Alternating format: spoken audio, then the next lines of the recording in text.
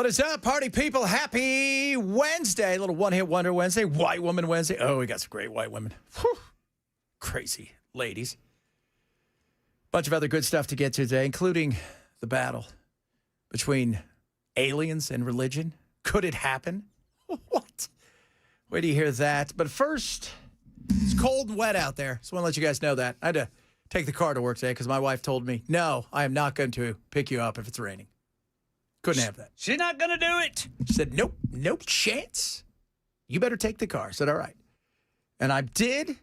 And I hear it. No, we're done, right? We're going to get some rain. We're not getting anything extreme, right? It doesn't look like anything extreme today, Brother Chad. All right. I want to make sure. Yeah, so Channel 4 is still showing that, like, East Middle Tennessee is under a level 1 risk out of severe weather.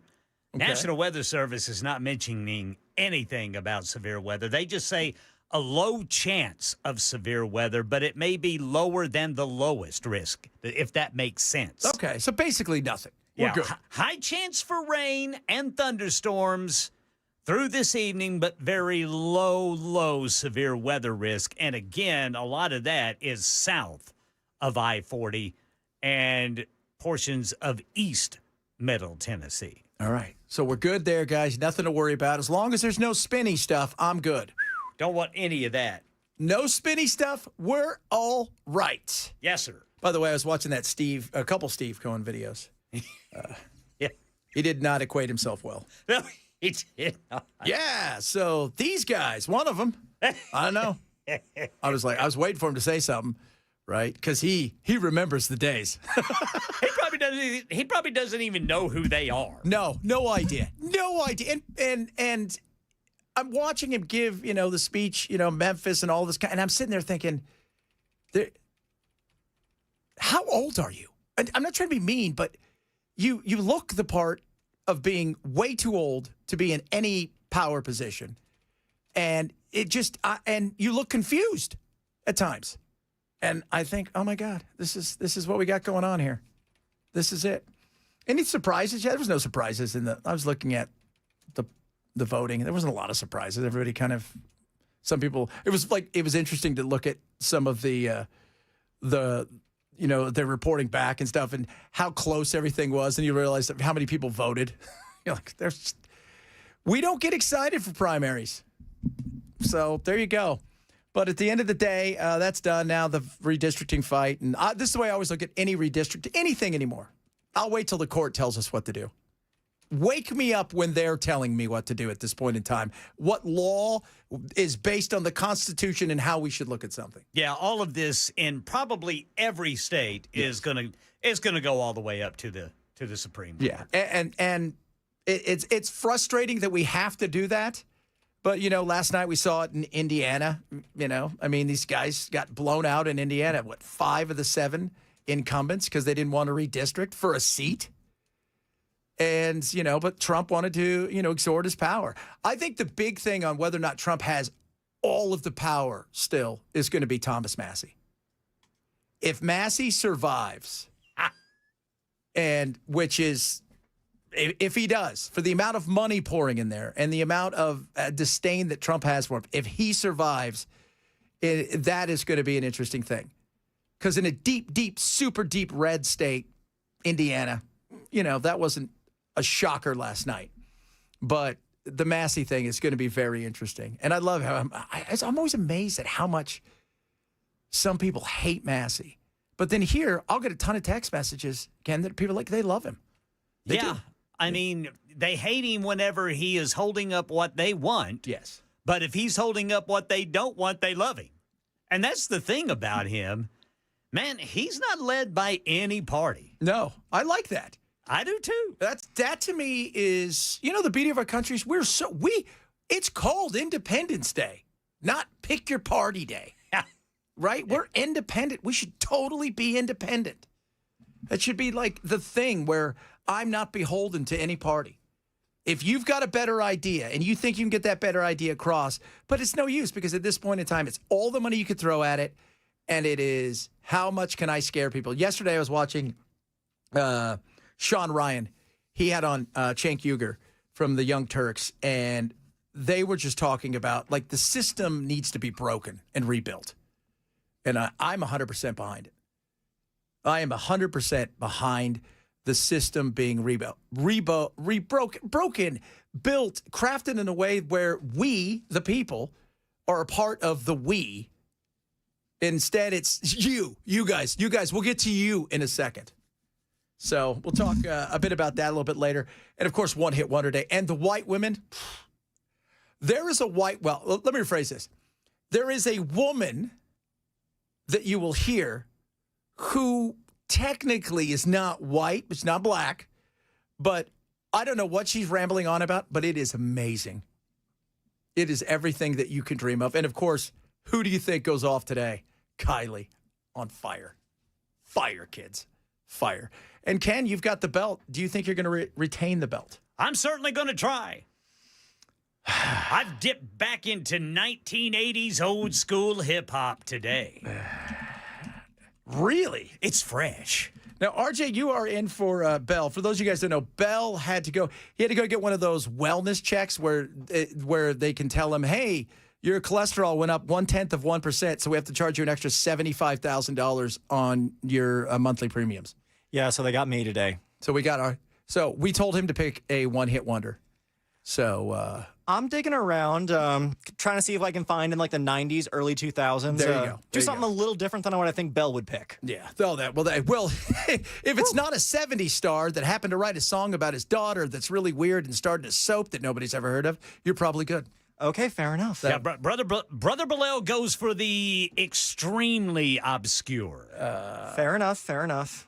So yeah, he does. He's the Beltanica of music. Yeah, have you heard this, Ken? Like, so you went the other night to see Florence and the Machine. Who opened for her? Oh gosh, I cannot remember her name. She considers herself an Irish country artist, and she was outstanding. I mean, she had fiddle. I love Irish fiddle. Yeah. But she had Irish fiddle. She had steel guitars. Really? It was a good mixture of like new rock and roll and country. Nice. It was really good, very entertaining, and her music was very 80s-ish, and cool. almost you could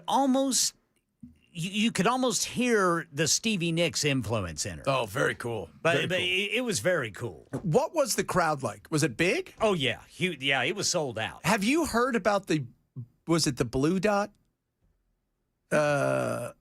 epidemic? No. Which is, so people are going online. So Post Malone just canceled a bunch of shows. The Pussycat Dolls canceled all of their North American shows. Meghan Trainor, all of these people canceled all their shows. And they're calling it like the Blue Dot epidemic. And that's where you go to the Ticketmaster or wherever, and you look. And you know how, like, when you're looking at seats, they're red if they're taken? Yeah. Everything's Blue Dot. And nobody is selling any tickets. And they're calling it the Blue Dot epidemic.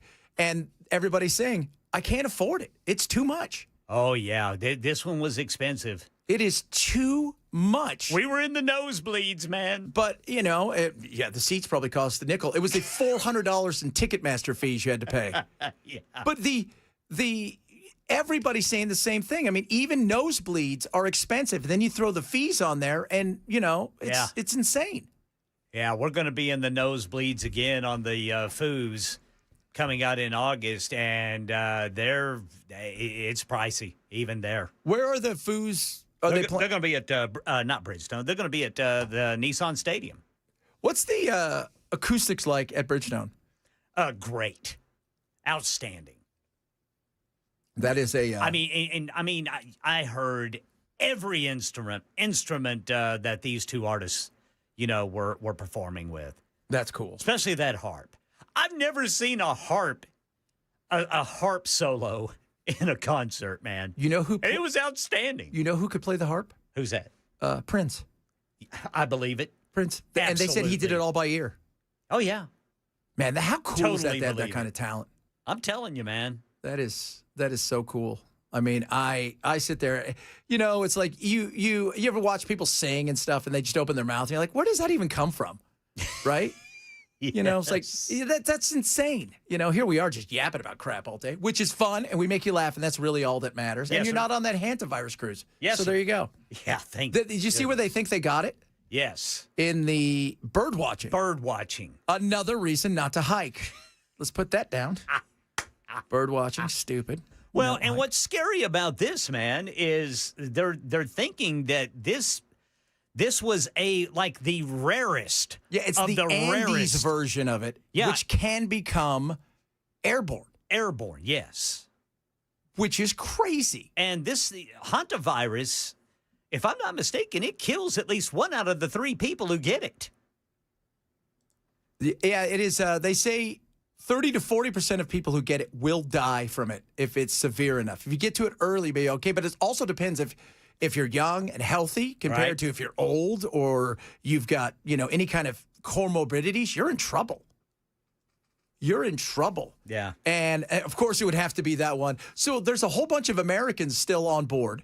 Yeah. And I saw it, man. Did you see? It looked like that movie Outbreak where they're all on board, like scrubbing, like the World Health Organization. I'm like, this does not look good. Yeah. So. And here's the thing. I mean, they've still got days aboard this ship. I think they were going to I think they extracted all of the patients today and flew them to Amsterdam for treatment, the ones that they think have contracted it. They're going there to get them high. Yeah.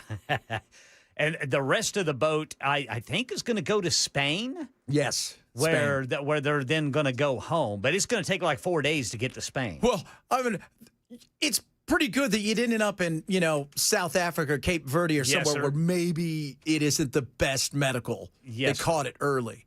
Man, somebody said they bought tickets to Alan Jackson. Checked on tickets. Jason said very top of the stadium, $1,200 a ticket. For Alan Jackson? For Alan For $1,200, no offense, Alan. Wow. Way down yonder on I Should Be Playing in Your Band. On the Chattahoochee. That's right. $1,200, which is crazy. My wife's supposed to go see Bruno Mars tonight at Nissan Stadium. $110, and she's obstructed view of the stadium. $110 for a ticket to Bruno Mars? But it's obstructed view. You're going to be in the stadium and hear it. You probably just can't see it. Oh, I got you. Bruno's working off all those. This is the money he's making for himself, as opposed to the rumors that he works in Vegas because of his gambling debts. So basically, you're going to watch it. You're going to watch it on the big screen. Yeah, is what that's means. kind of it. That's kind of it. Yeah. But if you want to be there, right? It's part of it's part of being there. That's the thing, just being there. Did you see this past week? So the World Cup obviously is 36 days away. They always have big parties and stuff in Brazil as they get ready for it. Did you see Sunday night in Brazil? Yes. 2 million people. 2 million people for Shakira. Yeah. Oh, so nice. 2 million. She did the Waka Waka song, which is the South Africa. Oh, this is Africa. Hey, hey, hey, hey. Then she starts shaking. And you're like, nice. Now I know why a lot of artists go to Brazil. Yeah. Because you pull a crowd. Well, you know who else had the biggest concert there? What's his Rod Stewart. Rod Stewart. 2 million. Speaking of concerts, you see the Stones got a new album? Yeah. Brand new album, 14 songs due out in July. I've listened to one of the things. I'm like, it sounds pretty good. They still sound good for their Sounds like age. the Stones. It does. Doesn't sound any different. I'll tell you that right now. Sounds pretty damn good. I'll tell you that right now. So much fun to get to today. We are going to do One Hit Wonder. We're also going to talk about religion and the swirling rumors that a bunch of pastors were called to basically the middle of the country to have a sit down with a bunch of uppity ups and people in the government to say, hey, guess what's happening? There's going to be some disclosure, and you're going to hear some stuff, and then you're going to have to try to get your flock to calm down because the aliens are saying some things to us. So we'll talk a bit about that. One Hit Wonder, White Woman Wednesday. Oh, so extra white. We're going to do that straight ahead, among other things. Happy Wednesday, Chad Benson, Super Talk 99.7.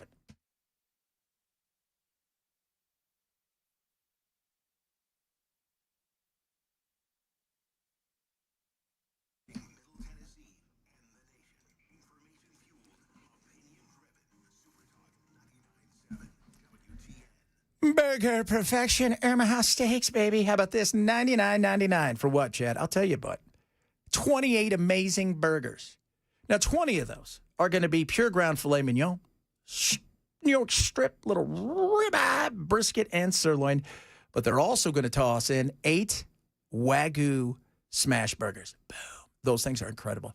Otherworldly. Wagyu is amazing. That's 28 burgers for less than $100. And check this out, 100% unconditional money-back guarantee. And on top of that, I'm going to get you $35 off. Why? Because you can use my code Benson when you check out. These things are perfect for grilling. Flip, they're not going to fall apart. Absolutely incredible tasting. And are you ready for this? I'm going to give you 100% yummy in your tummy. Guarantee from me, Chad Benson. So right now, as we get ready to get set for the grilling season, do it right with the Burger Perfection Package going on right now. Go to omahasteaks.com. Use my code Benson. Save an extra $35 off at checkout. omahasteaks.com. Use code Benson. Terms apply. See site for details.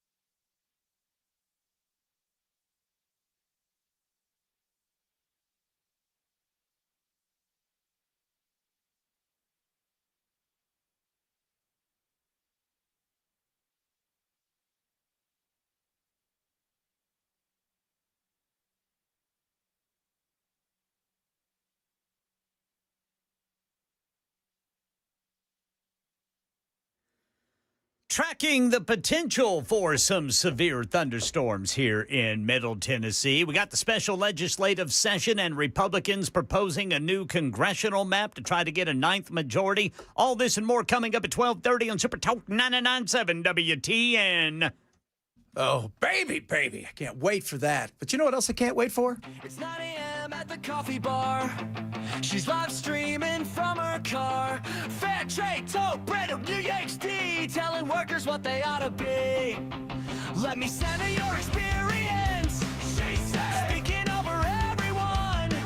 Got a thread for every human sin, but blocks you if you don't chime in. It's White Woman Wednesday. Oh, the whitest of women on this Wednesday. Now, well, you guys take a deep breath because I don't know if you're aware of this. Kylie is in full effect for her chaos and craziness. And this time, ladies, it is white women on white women crime that only she can pull off.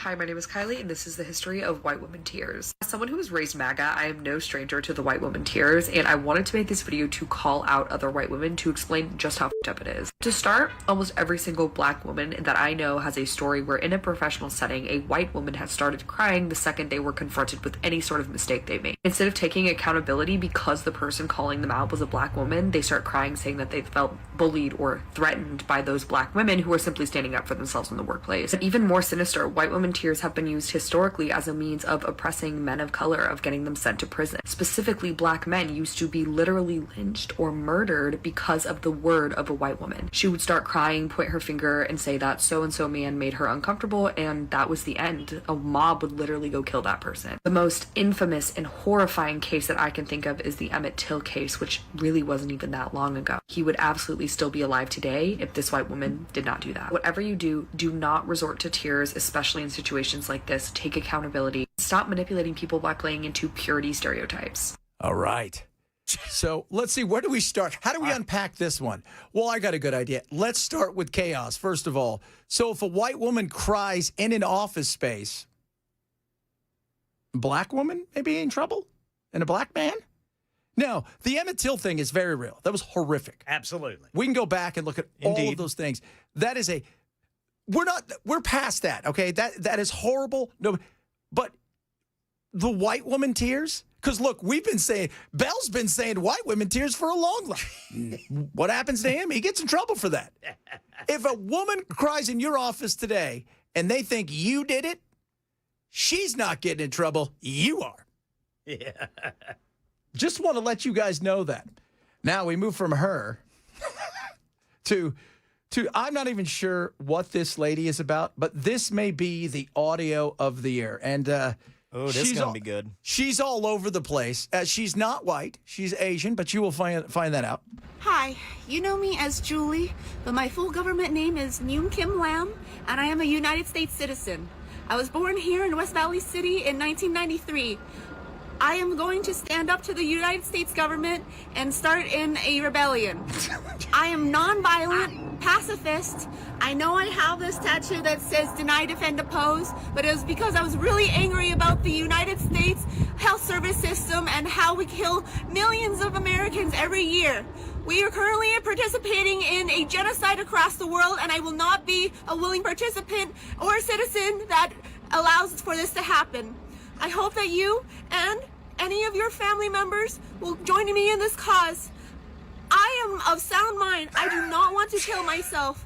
I do not want to die, but I am willing to because I am an American citizen and I believe in freedom. I believe in a world where we all can be together and united and live in harmony. I believe in the pursuit of happiness and justice for all. All right, honey. Did someone forget their asthma inhaler? My favorite thing is, I'm like, is this like I feel like this is a hostage video. Yeah. Like, why is she holding up a newspaper? Oh, it's today's date. Oh, yeah. But my I am not suicidal. And I got a tattoo of Wile E. Coyote and the Bugs Bunny and the entire thing on the back, but that's only because of America. She sounds like she's ready to take up arms, but not really. Yeah, because she's also a pacifist. Yes. She's not quite sure what to do. I'm like really confused because I want to have a rebellion, but at the same time, I don't want anybody to get hurt. And at the same time, it seems like a lot of work. And I'm unstable. And she is awesome. And she looks exactly like you think she would look. You're just sitting there going, this is what our super liberal arts colleges are pushing out. Like, she was all over the place. She's apologizing for a tattoo. Honey, you can't lead a rebellion. The guy with a Nazi tattoo is running as a Democratic senator candidate, did not apologize for his tattoo. As someone who actually went to college and graduated in the last 5 years, I can name 10 Julies off the top of my head. I bet you can. I bet you can. We can't because the last time... Because when we went to college, well, my junior college, whatever it was, 13th grade with books. It was a disco with books, as Chris Rock puts it. That's like a disco with books. I don't even remember. I can't even. I signed up. My buddy, I remember, he goes, hey, dude, can you go sign me in for college? I'm like, what? Because I can't make it. I'm like, yeah, sure. I go. I signed all of his paperwork. everything. And they accepted And him. they accepted it. I'm like, there you go. It's a different time, kids. Different time. You got to watch this Steve Carell series right now called Rooster. What is that? He's in college, right? Yeah, he is a writer who gets wrangled into being a resident professor, and so his daughter can keep her job there. It is a liberal arts college. It looks like it's kind of set as an Ivy League school, and he keeps having to go before the ethics board for the 80s comments that he makes. That is so awesome. The 80s comments. That is. He's Gen X. Of course. And they just drag him right before the ethics board every week. All the time. Because that's who we are. And we just don't care. Because we don't. We don't. Yesterday, I did a story on my national show about what each generation has to make to feel like they're doing okay. Yeah. This is how it went. Baby boomers, millennials, Gen Z. What are we missing?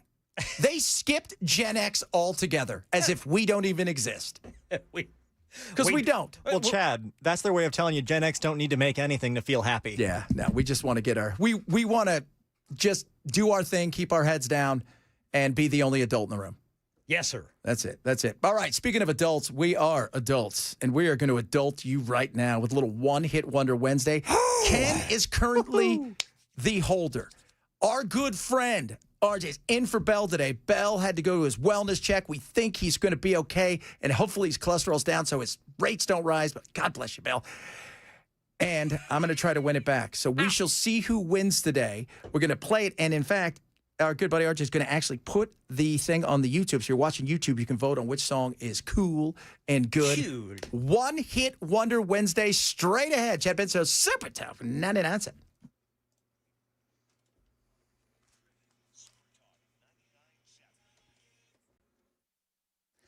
I'm Ken Weaver with your top stories. Got the full forecast coming up in 5 minutes. Right now in Tennessee, special legislative session.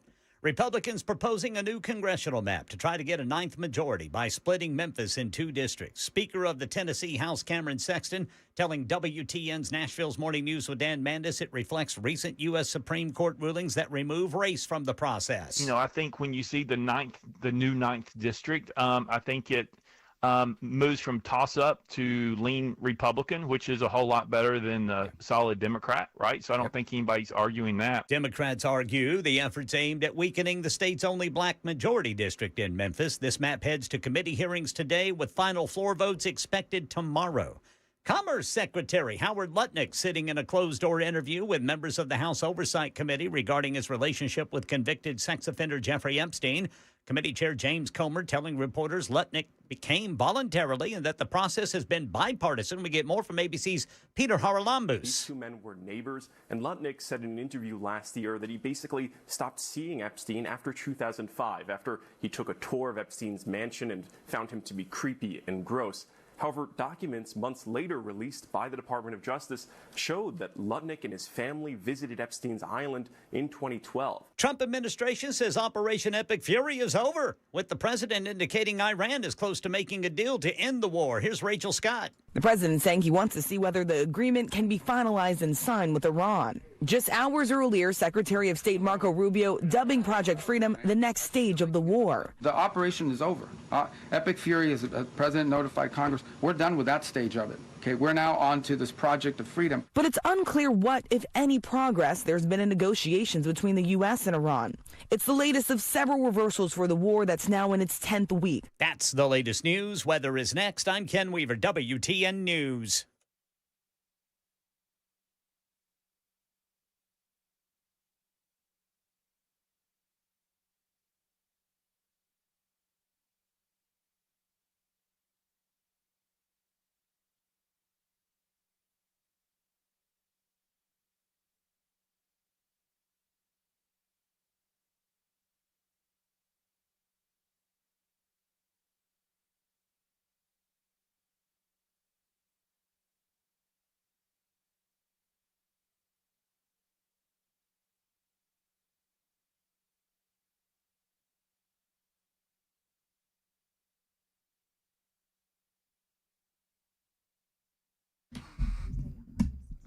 All right. You hear about the rain? It's coming. Oh, my Lord. You want to make sure your house is in good nick, as we would say. What do you need? USS, United Structural Systems, ready to come out and help you. And right now they're introducing 24 months, no interest financing, right? Options. Amazing. Good through the end of June. Why would you need that? Because you never know what's going on underneath the house, your foundation. What about places you can't see, those cracks that tell stories? Is there stuff getting in there water-wise, precipitation that could make it a nightmare for things like mold, wood rot? You want none of that. You want to make sure you choose the best around, and that is USS. Since 1994, right here in Tennessee, nobody does it better than them. And they don't believe in quick fixes. They're going to come out. They're going to give you an absolutely free. They're going to go through, make sure everything's okay. And they're not going to sell you anything you don't need. That is not who they are. They understand homes here in Tennessee, the foundation, the soil, and the weather. They do it right. So if you got any issues whatsoever, call USS today, 615-488-7855. Take advantage of the 24 months, no interest financing options, good through the end of June. Don't let foundation problems get worse while you wait for the economy to get better. Call USS today, 615-488-7855, or online at USSTN.com.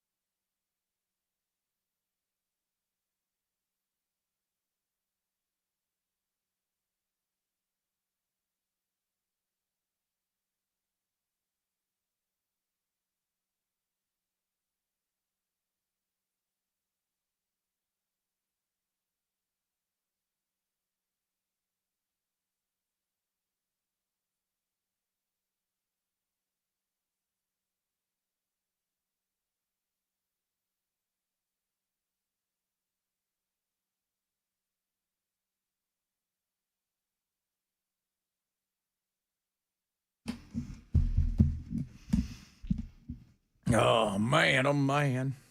So last week, Belle and I did not win. Young Ken won. Yay! Champion indeed. So now we have to try to take it back. Filling in for Belle today's RJ. I've got a song ready and everything. But What's up, Midday Crew? yeah, what's up? We're going to have a little bit of fun with this. So pay a little attention here, RJ. Figure out how to do it on your market. So let's do it. Now it's time for another edition of One Hit Wonder Wednesday.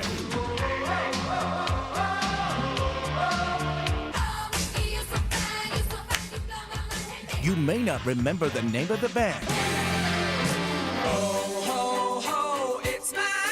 but you definitely know the song. Come, my lady, come, my lady, you're my butterfly.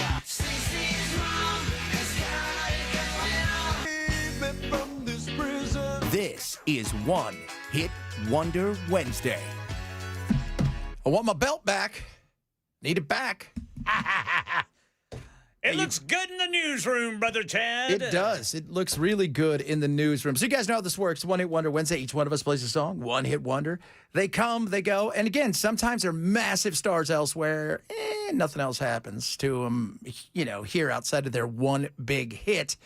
And we got some good ones today. We're going to start with the champion and see if he can defend said title. You guys vote. You know how it works. Let's get to it. Supersonic. Oh. Supersonic. Now all you supersonic people try to JJ Fad made history in 1989 as the first all-female hip-hop group to receive a Grammy nomination, earning a nod for Best Rap Performance for their hit Supersonic. Supersonic. Supersonic. This was their most successful track, peaking at number 30 on the Billboard Hot 100. The classic lineup that achieved this fame consisted of MCJB, Juana Burns, Baby D, Danya Burks, and Sassy C, Michelle Franklin. Originally a quintet, the group's name was an acronym for the 5 founding members, but they later rebranded it to mean Just Jammin', Fresh and Deaf. Ooh. Their success on Eazy-E's Ruthless Records was pivotal, as the revenue from their platinum album helped fund the early projects of NWA. That is interesting, huh? Crazy. Yeah. They probably made them a ton of money because of the airplay they could get off of it. Yeah. So despite their massive influence on West Coast rap, the trio eventually transitioned into stable careers, get this, in nursing, respiratory therapy, and casino management. But today they remain legendary pioneers who proved that women could dominate the charts in a male-dominated hip-hop industry. I'll tell you what, I bet you one of them's like, hey, somebody's got to go run a casino so we can play here every once in a while and make like 50 grand for a weekend. We got to keep that steady cash flow. That's it. Man, this thing, every dance club that you could go to our age. Oh, yes. This was on. Oh, absolutely. Every single bed. It's like, oh, my God, Supersonic's on. Let's go get out there and get groovy. We got to get out there and bust a move. Oh, yes, indeed. I love that song. It's going to be stuck in my head all day. Yeah. Supersonic. All Listen to that bass. I love that old school bass. And when you listen to her rap, think about all of the rappers now, men and women, who do that quick, super duper fast rap. Like that was so, and they had huge hair. This is still better than all of it. Yeah. So much hair. And you're like, oh my God, I've never seen a rapper wear sweaters before. That was awesome. They had jellies on their shoes. Oh, yeah. And they had sweaters. You're like, yeah, this is cool. Look at this. All right. Supersonic right there, everybody. All right. For my man, RJ, I said I was going to play it, and this is where Bill would be like, no, because you're going to mess it up. I am not going to mess it up, and I love this song. I'm putting my trust in Chad here. Here we go, kids. This is RJ's song from the band. We've got Len, and it's Steal My Sunshine. Fitting for today. I was lying on the grass a Sunday morning of last week, indulging in my self-defeat. My mind was fucked, all laced and bugged, all twisted, wrong and beat. Uncomfortable on 3 feet deep. Now the fuzzy stare from not being there on a confusing morning week. Impair my tribal. So, our band Len was comprised of siblings Mark and Sharon Costanzo in Toronto, Canada. The band has had a revolving door of backing members. I'm seeing a list of 12 people here. Yeah. It was a mix of people they recorded and toured with on various occasions. And believe it or not, so this song was originally conceived after Mark went to a rave. He hadn't spoken to his sister in 5 months following an argument. He sat on this recording for several months under his mattress before finally getting his sister to record it. They released it together, and it got to number 9 on the Billboard Hot 100. Oh, God, this song was everywhere. It was absolutely everywhere. And you know what's interesting? If you watch the video, I believe she's pregnant in the video. I think you're right. And this is where it gets kind of crazy. So As you might expect, Len is a one-hit wonder, so their popularity dropped after this song, and Mark decided to announce in 2005 in a MySpace post that Len was disbanding. Oh, no. Following a brief hiatus until 2012, they got back together to do another studio album, and I believe they disbanded one more time permanently in 2016 when it was announced it was unlikely they would do another album. I don't know what social platform he used for that particular announcement. Well, if it's not MySpace, we want to know none of that. Len, right there, guys. Len, for our good buddy RJ right there. And what year was that? This was released in 1999. I was getting ready to say. God, Yeah. stealing my sunshine indeed. All right, for me, Yes, sir. I was a whopping 5 years old when this song came okay. out. Whopping 5 years old. They're an Irish rock band. And the Irish rock band, by the way, that gave us a hit. They were big stars in Dublin. They had some hits in Europe, and Iron Maiden, Metallica, Guns N' Roses. Everybody said if it wasn't for these guys, there wouldn't be two guitars rocking it. Interesting. And the guy who was the lead singer, let's just say he was a bit of a poet and a bit of a party animal, as were all of them. Your one-hit wonder for me today, a couple dudes from Ireland there, Thin Lizzy.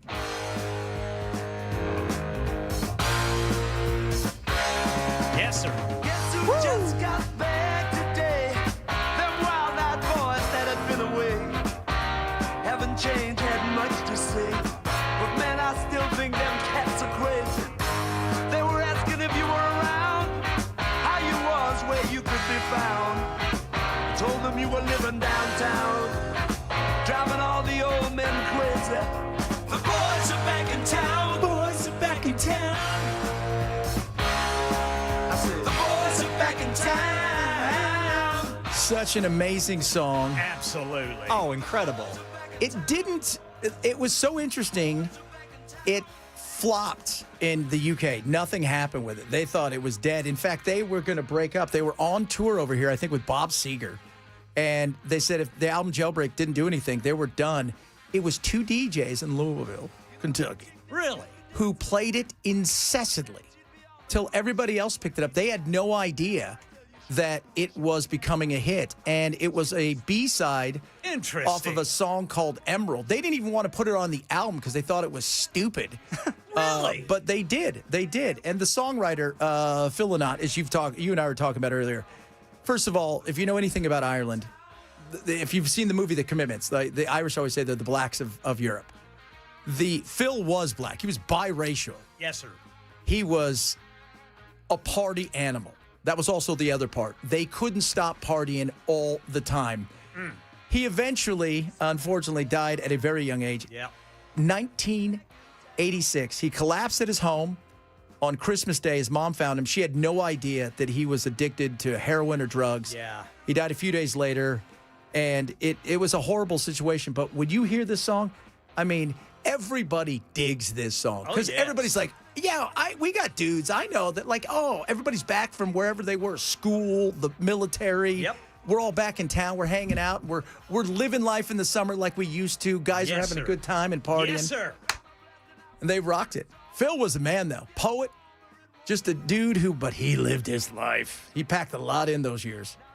My favorite song on that album was Jailbreak. Yes. I freaking loved Jailbreak. They thought that was going to be huge. Yeah. And they thought Emerald was going to be huge. This was the throwaway. They didn't even know it was being played on the radio.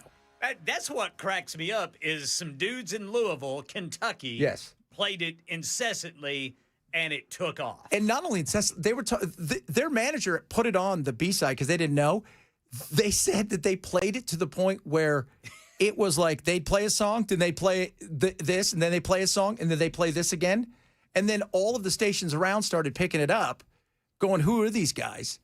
And but they rocked. They had the two guitars. They were rocking it. All the best songs are like that. They just get played so much that it's like, yep, that's what we're going to be listening to for the next year. Yeah, and especially this time of year as we head into summer, we always have that one summer song. What will it be this year? I have no idea. It should be The Boys Are Back in Town. So you know how it works. You guys vote. What do you like? Do you like Thin Lizzy, Boys Are Back in Town, Len, Steal My Sunshine, or Supersonic? Boom, boom, I will say the poll is live for our YouTube live stream chat right now. Thin Lizzy is dominating. Yeah. Yeah, well, yeah. Son of a biscuit eater. It ain't over, kids, until it's over. You never know. Maybe I win, maybe I don't. We shall see. Let us know. You can text the program. Coming up, now, normally Bell is here for sports. Do you know anything about sports? You I don't. know enough Good. about St. Louis sports. RJ knows nothing about sports, so we're going to surprise him because he's filling in for Bell today. Let's have a good time. Straight ahead, Chad Bench Show, Super Talk 99.7.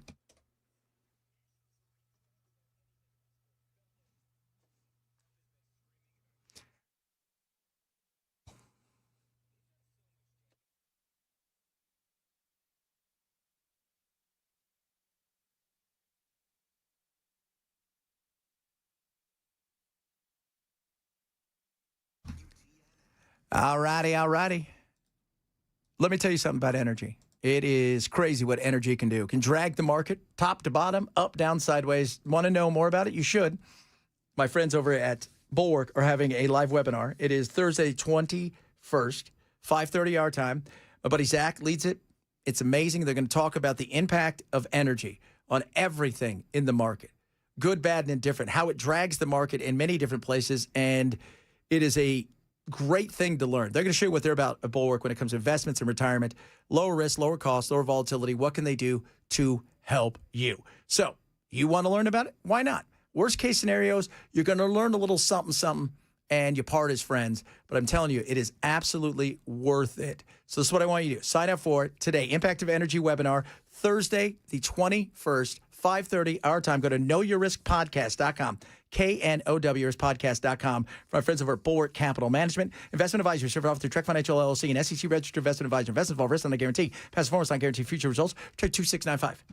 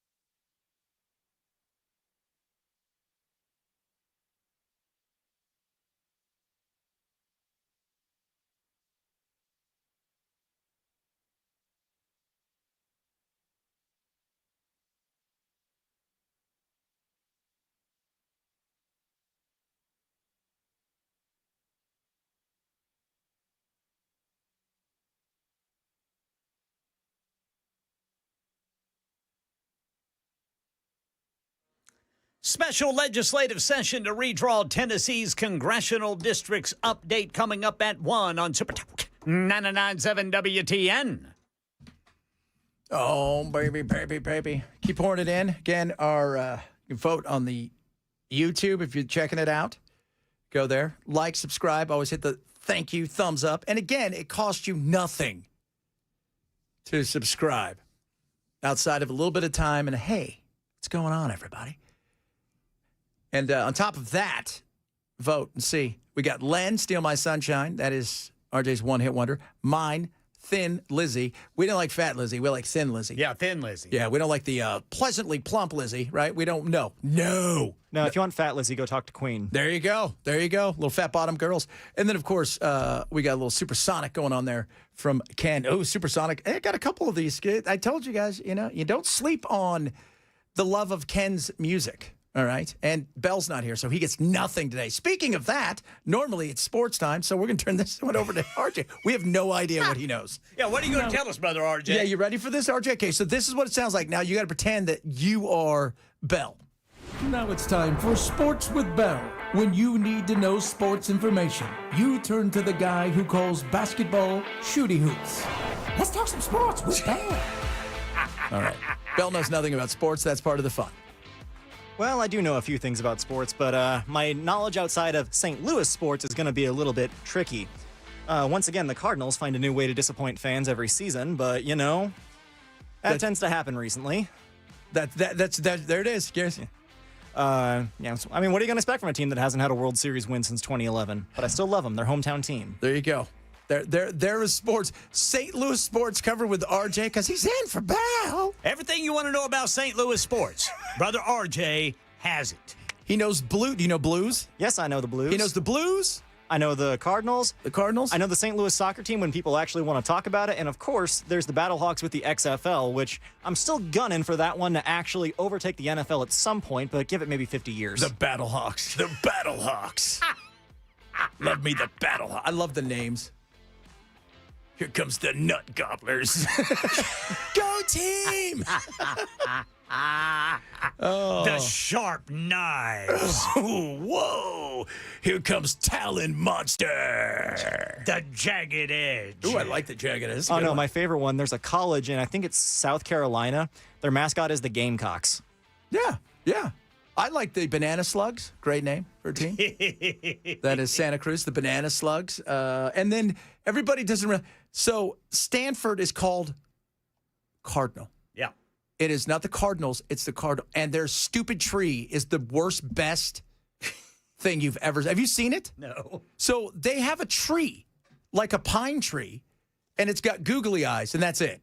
It feels like it was put together in 5 minutes. And that's why we love them. Here's some other sports today. Sports, yeah, everybody, sports. Yeah, sports. World Cup, 36 days away. What? And today, Champions League. Pumped. I'm excited. You watching it right now? Getting ready. It's coming on in 1 hour. It's the semifinal. So yesterday, Arsenal, the Gunners, they won. They beat Atletico Madrid 1-0 at home. 2-1 aggregate. They play each place once. Today is the fun game. It's Bayern Munich versus Paris Saint-Germain. It is awesome. Everybody out there is mega stars. They're all going to be in the World Cup. And the beauty of it is, apparently, none of them know how to play defense, which is great. Gonna be some high scoring affair. Yeah, it was 5-4 a week ago. That's high scoring. Yeah, for and it soccer. should have been 12-12 because they were not doing well. Neither of them. So that's fun. And that's on CBS, the regular old CBS.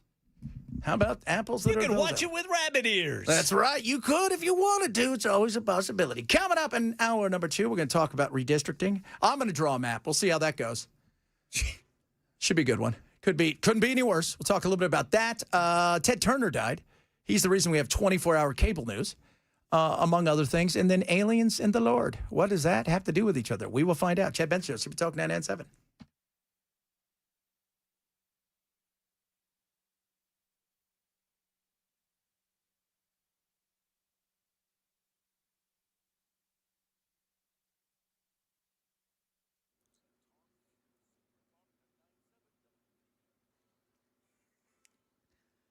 I'm Ken Weaver with your top stories. Got the full forecast coming up in 5 minutes. Right now in Tennessee, special legislative session to redraw congressional districts day 2.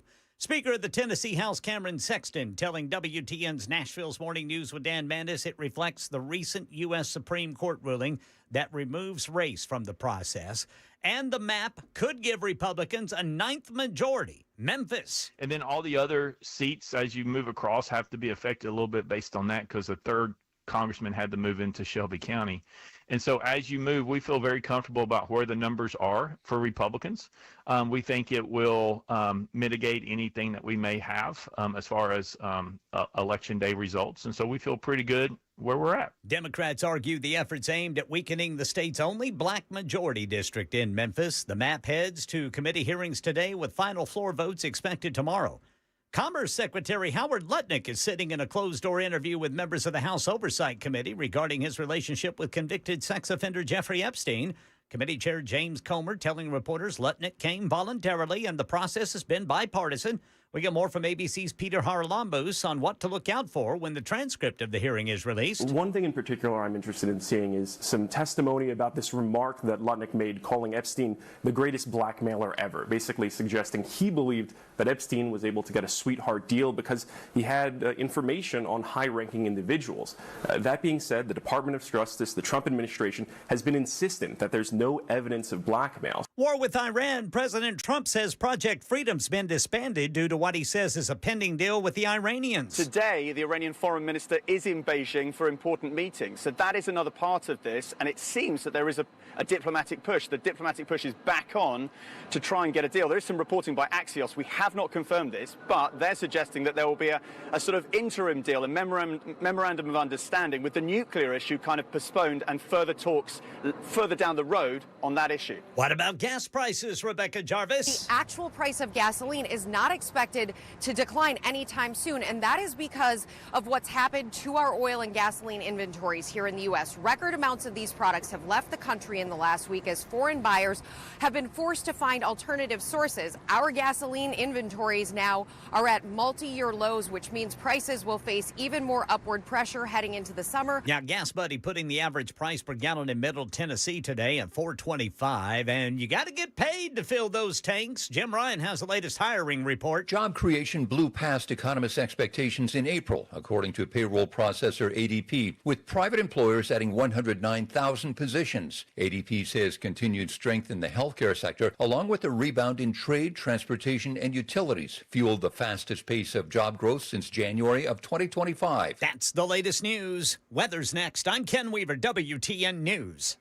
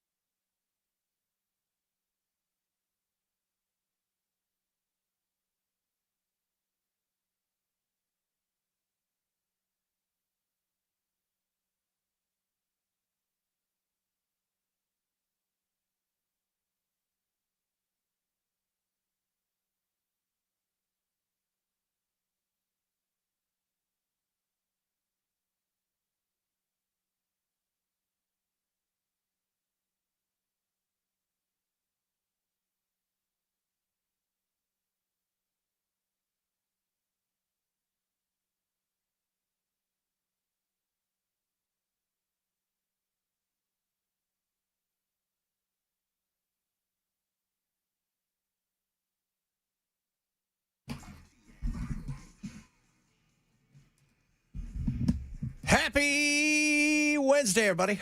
Hope all is well with you on this most festive day.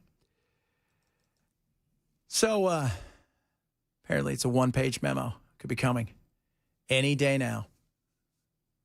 Hopefully, sooner rather than later, we get out of this war. There's no reason for us to be in it anymore. I don't know what it looks like as far as what are the things that, look, there's no doubt. Iran they got issues, but they had issues for the last, 2 decades plus. So there's no doubt they've got issues. At the same time, our media is telling everything is okay, it's great, it's never been better, we've won, the whole 9 yards. I think Trump is absolutely, and look, you guys know I give Trump all kinds of crap, when need be, because I'm not afraid to call BS. But I was watching David French earlier today, New York Times writer. He's like, I get a feeling that Trump was kind of really sold a bill of goods.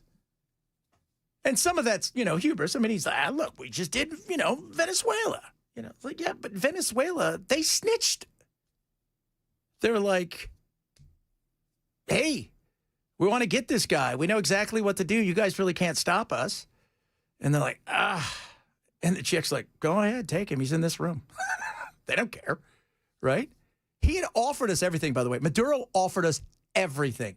He said, come take it all. We don't care. Take the gold, take the minerals, take everything. And it doesn't mean anything to us. Go ahead. But coming off the high of that, I think he thought, and he was told probably, because remember the article that was never disputed about what went down in the office that day. And that was simply, Bibi made his case. JD said no. Joint Chiefs said this isn't a good situation. And Marco Rubio said, they always lie. It's BS. And we're going to get into something that we don't need to be in. And what happened? We got into something we didn't need to be in. Gas prices went up. It's not a good look. Let's be real. And they did far more damage to our places than was reported. We lost lives that we didn't need to. We saw our Gulf partners suffer as well. And I don't think you guys understand, the UAE, so the United Arab Emirates, Dubai, they have suffered tremendously. And we can sit here and talk about oil or this, that, and the other. Take that off. A vast majority of what made them this beacon in the Middle East in parts is the safety. And that isn't there anymore. And you saw what they call expats, Brits, Germans, a bunch of Dutch, French, and Americans leave. And that is a massive blow to them. Because remember, we promised a lot in protecting. So this, this hasn't been great, right? Our military, we're built for big and bold moves. And this is a country that has been around forever, right? The Persian people have been around 5,000 years. You know who's occupied them? Nobody. In all those years. Nobody. Ottoman Empire? Yeah, they got occupied, right? You go around, there's like 3 countries that have never really been colonized or occupied. And this is one of them. The terrain is awful. And did we get any of their stuff? Well, reports out today, you know what? We didn't do as much damage as we thought during Operation Midnight Hammer. So if we can get out of this, great. Great, let's get out of it. For Trump, it can't look like Obama's deal was better. If you can give him to give up everything for 15 years, and they said, not this past whatever thing they were supposed to be negotiating, the one before, they said that they're willing to give up enriching if either us or the Europeans will enrich what they need for their nuclear. So they have a giant nuclear plant in Tehran. If they're willing to do that, they're absolutely all about that. Because 5 to 7 years, they're going to need what they call new pads for that. And they're building another one. that's probably 7 years out, and they said they will need it for that. So if we're not going to allow them to do it, then the Europeans, Germany or somebody's going to have to come up and help them. And they were willing to do that. But what they want, sanctions gone. What they want is their money that is frozen in banks. Restitution. They're not getting any restitution, but giving them their money and lifting the sanctions would be a portion of that restitution. But when it comes to, remember, we shot down one of their airplanes. I don't know if you guys remember that. We shot down one of their airplanes, was it 88? Something like that, 87? And we killed a whole bunch of people. And Bush Sr. said, I'll never apologize for America. We ended up paying him like $60 million, but no real apology. So it doesn't mean we won't come through with something, but that's what they want. Will Trump go for it? Hopefully, so we can get out of it. And this is going to take a bit. I mean, oil's not just going to come down tomorrow. We've got to replenish the reserves. Remember, all the strategic reserves we had, not just us, but elsewhere. We have to replenish those things. These boats take a long time to get somewhere. They're not speedboats. And so we're going to see continually, this oil price is probably between 80 and about $100. And so hopefully they can get this done sooner rather than later. And let's move on. We've got bigger issues out there. I mean, here at home, prices are expensive. People are frustrated. And I think, you look out there, at the end of the day, it's the economy, stupid. I mean, James Carville coined perfectly. It's what we care about. We care about the economy. As goes the economy, so goes you and your party. And if the economy's rocking and the economy's rolling, and not just for a group of people, but for a vast majority, boom, they're all about it. But if not, then the struggle gets real and people get pissed. And that's understandable. It is. Trump earlier today. In the case of Iran, we're not going to let Iran have a nuclear weapon. And we're not going to let that happen. And we won't let that happen. And so we're dealing with people that want to make a deal very much, and we'll see whether or not they can make a deal that's satisfactory to us. We have it very much under control. Do you? Do you have it under control? I hope so. And people think that we don't have the Navy size out there to patrol what we need to. And a lot of people are like, well, these ships are going to come through. That was the other thing. I think Trump and everybody realized, okay, they're not taking up our offer. 2 got through, that they were willing to escort kind of like through, because nobody's willing to take that, with their lives. Go risk your life for this company and a hope that America maybe will cover us. That they weren't going to do it. They weren't. We weren't going to do it at all. So here we go. And the other thing is Trump's meeting that was it next week. I think he's meeting with Xi. And their foreign minister met with Xi yesterday. And Xi, they're playing it kind of weird, a little close to the vest. Okay. And Trump wants to go into that meeting not having this hanging over him and making this the topic of conversation. Totally understandable. Totally understandable. But even if we get it by the way, the 1-page memo, that's going to be the deal. I thought that was kind of neat. Even if we get that, what's Israel think of it? Because that has to be brought up. Because if we're back here in 6 months or a year, we're like, we can't trust them again. We can't have that. We can't, because now they know, we could just go mess with the oil prices. We can do that. And mess with the oil prices and watch everything go crazy. We can't have that at all. We don't want that. Or maybe they're afraid of us because of the super secret weapon that they think they have. Can you kind of clarify these reports of kamikaze dolphins that we've heard about? I haven't heard the kamikaze dolphin thing. It's like sharks with laser beams, right? And I can't confirm or deny whether we have kamikaze dolphins, but I can confirm they don't. So, kamikaze dolphins. They don't have any. We do. Yeah, we do, actually. We have trained for years sea lions and dolphins for mine detection and things like that. How many of those we have to this day, I have no idea. We've used animals in all kinds of ways. World War I, World War II, we used pigeons, right? There was a pigeon called Sher Ali or something like that, saved 200 men, wounded. How awesome was that? I believe it was Cherami. Yeah, Cherami, right? 200 men. 200 men. And we tried Operation, was it X-ray, where we tried to put the bats, we put these little weights on them with little detonation things, and we were going to release them into Japan. And it worked somewhat, but when they first put it together, I think it was in Arizona, somewhere out there in the West, they built a little town to make it look, because the bat would go and roost up in these wood homes in Japan. This is where they're like, this is going to be great. The problem was it worked, but not all the bats did what they were supposed to, and they went around the base, and when they all kind of boom, it didn't go well. So, but it did work somewhat, but we decided against it.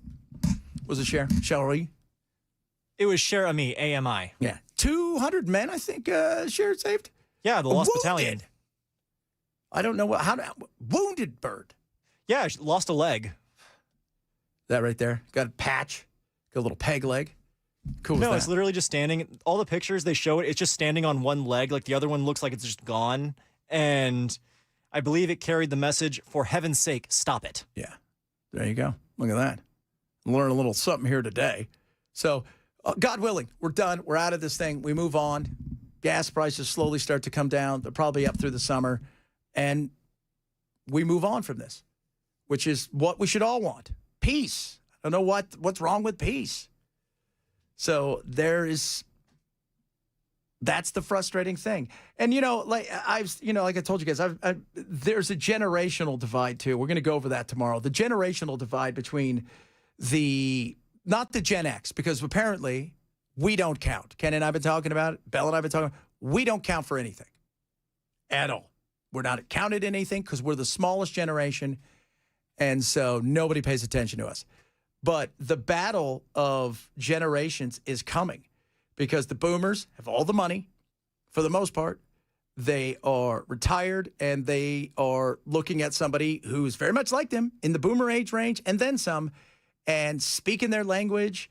And they look down at this younger generation that really helped Trump get over the line. They're frustrated. They feel they can keep any of the promises for the most part. And they're not happy. And I don't think they'll go to the Democrats. I don't think they'll go to the Republicans. I don't think they'll go at all. I think they'll stay home in a lot of ways because it's left a nasty taste in their mouth. So that's an interesting thing, too. It is Wednesday. On Wednesday, we do White Women Wednesday. What is that? Well, we have white women, and they say crazy things. Our girl Kylie, extra crazy. Plus, I have another lady who the entire time, and she's extra white, whispers. I don't know why she whispers, but she hates Trump, and she also hates men, and she hates AI, which is weird, too. So we'll talk about that, among other things. Reach out to us across all of our social media. Love hearing from all of you guys. Like, subscribe. We're on Twitch. We're on Rumble. We're on YouTube. We're on Facebook. We're on Twitter. Easy to do. Like and subscribe. This is Chad Benson Show, Super Talk 997.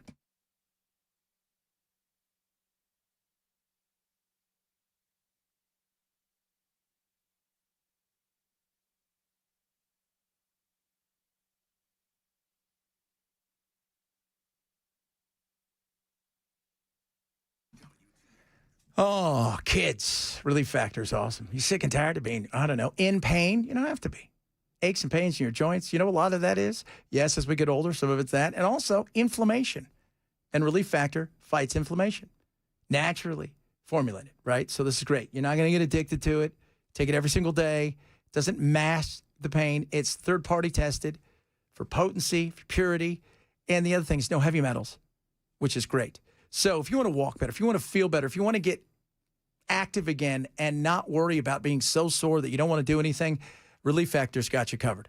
And right now, you can get Relief Factor. Quick start, 3-week quick start, $19.95. You will feel the difference in your body. I take it every single day, and it's amazing. So how do you get it? Go to relieffactor.com today. That's relieffactor.com, or call 800-4-RELIEF. 800, the number 4-RELIEF for Relief Factor.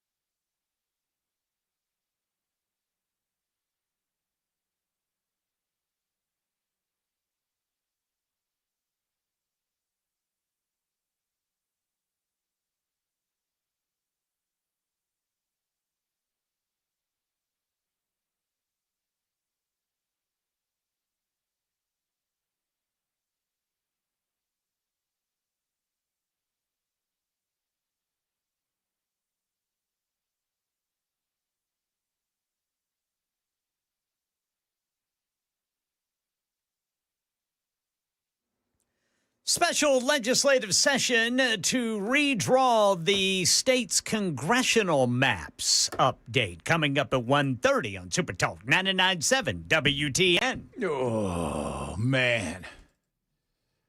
Again, I should have my map ready for you here in a little bit. Crafting it right now. It's going to be fantastic. I can tell you that. Guess what time it is, kids? It's Wednesday. Yeah, we do One Hit Wonder Wednesday. We also do Little White Women. It's White Woman Wednesday. She's saving the world in a thread bag. Typing lists every sentence. All the white ladies doing it. Many of you were very impressed with, was her name Linda last hour? She had some problems. Julie, whatever it was, whoever she was, troubles. She had a tattoo that apparently made her feel guilty, and she wanted to start a rebellion except for the part where she didn't want to actually fight and or do anything like that. But I get that, right? Like, she's trying her hardest, but she's confused because she's young and she's impressionable, and she's got a $200,000 debt from her liberal arts degree. But we have our great girl Kylie here. Let's talk about Kylie. She's going to talk to us about something. You know what it is? This should piss all of you off. Immigration. I have nothing against immigration. They just need to come here legally. Oh, so you're perfect and you've never committed a crime. Sure. You've never walked across the street when you weren't supposed to. You've never jaywalked. You've never went more than 20 miles per hour above the speed limit, because that's a felony in a lot of states. You could go to prison for that and actually be tried for reckless endangerment. You've never done that? You've never smoked weed in states where it's illegal. You've never flown with THC or edibles in your purse. All of that's illegal. All of that's against the law, and all of that could get you jail time if the law were applied equally to every single person. That's what irritates the out of me, is that this argument comes from a place of moral superiority. Like, I'm a morally upstanding citizen. I would never do anything wrong. Everything is arbitrary. The law is made up. What makes a person illegal? Some government that decided arbitrarily that this is the boundaries for where the land begins and ends, and that you have to have an arbitrary list of documentation and paperwork to be able to enter said arbitrary state. That, mind you, was all made up by human beings in the first place. So shut the f up, because most people don't have access to these documents that you're even talking about, and they're fleeing persecution. We're all human beings. Have some compassion and stop thinking that you're better than people, because you're not. Oh. Did you guys hear that with a little immigration right there? So what do you think of those apples? Better just deal with the immigration. Let them over here. They're fleeing person. Look, as I've argued with many of my liberal friends,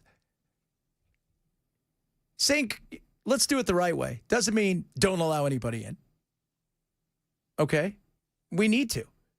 We need to allow people here. First of all, we're not reproducing. Let's be honest. We're not reproducing. So that's going to become a serious issue in the coming years. Secondly, we can have a way to allow people to come in here on weekly visas, day visas, like they used to way back in the day, especially if people work on farms, day laborers and things of that nature. Absolutely. Opportunities abound. We can do those things. But saying, let's try to do it the right way doesn't mean it's racism. Doesn't mean you think you're morally superior to people. It doesn't. It just means, hey, you know what? There's a right way and wrong way of doing stuff. Like if I showed up at college today, anybody's college, saying I want a degree, I'm taking it, and you guys can't stop people. Get pissed off, as they should. Well, that's illegal. Who says it's illegal? It's a college, right? This is a free country. Why can't I go here? Well, because we have rules. Oh, you have rules. Well, they're just arbitrary rules made by man. Okay. Just like this. Now, this lady here, I hope I got all the beeps. I will tell you, she's whispering and she's angry, and there's a lot of people she's angry with. I hate the president so damn much, and I have to sit here and work all day, and I want to just run in traffic, and then people are like, this is so bad, but you voted for it. You voted for it. I didn't vote for this. Not once. Not one time ever. You voted for it. And so now we have to deal with being the terrorists of the world again because you voted in a pedophile, and it drives me nuts because you know what? I also feel powerless. I can't do it because we live in an oligarchy where everything is run by tech billionaires, and then you come on here and people are like, here's how I use Claude to run my business. Stop giving them power. I swear to God, how hard is it to understand that if we want to stop things, we have to stop making men successful. I'm going to fucking crash out. I hate this fucking timeline and these loser ass bitches who are running this fucking country. I fucking hate them. Wow. I can't believe she's single. My whole time, because I'm watching her, and like I was going to, everybody's like, you should do the video. A lot of the stuff we play, there's curse words. You know how long it takes me to do some of this stuff anyways, because it's just the one-man band. And I'm sitting there, I'm watching, I'm like, why is she whispering? Like, who do you think's coming for you? She's got a lot of... By the way, it wasn't just Trump. She hates Trump. She hates the tech bros. I have news for you. The tech bros don't care what side of the aisle you're on. They're still going to be tech bros. If they threw Trump out tomorrow on his ass and magically the Democrats... Do you think Palantir's going to disappear?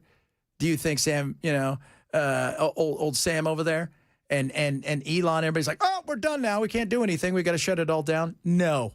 They'll just be right in the White House because they're the tech bros, because they have the money, and because we rely on it so much. So I don't care how much you hate him or anybody else, including Claude. Why don't you call it Claudia? Do that. All right, coming up, the Lord. Aliens. Weird thing, even in Newsweek, a few other places talking about what potentially went down. We will discuss. Chad Benson Show, Super Talk, 99.7.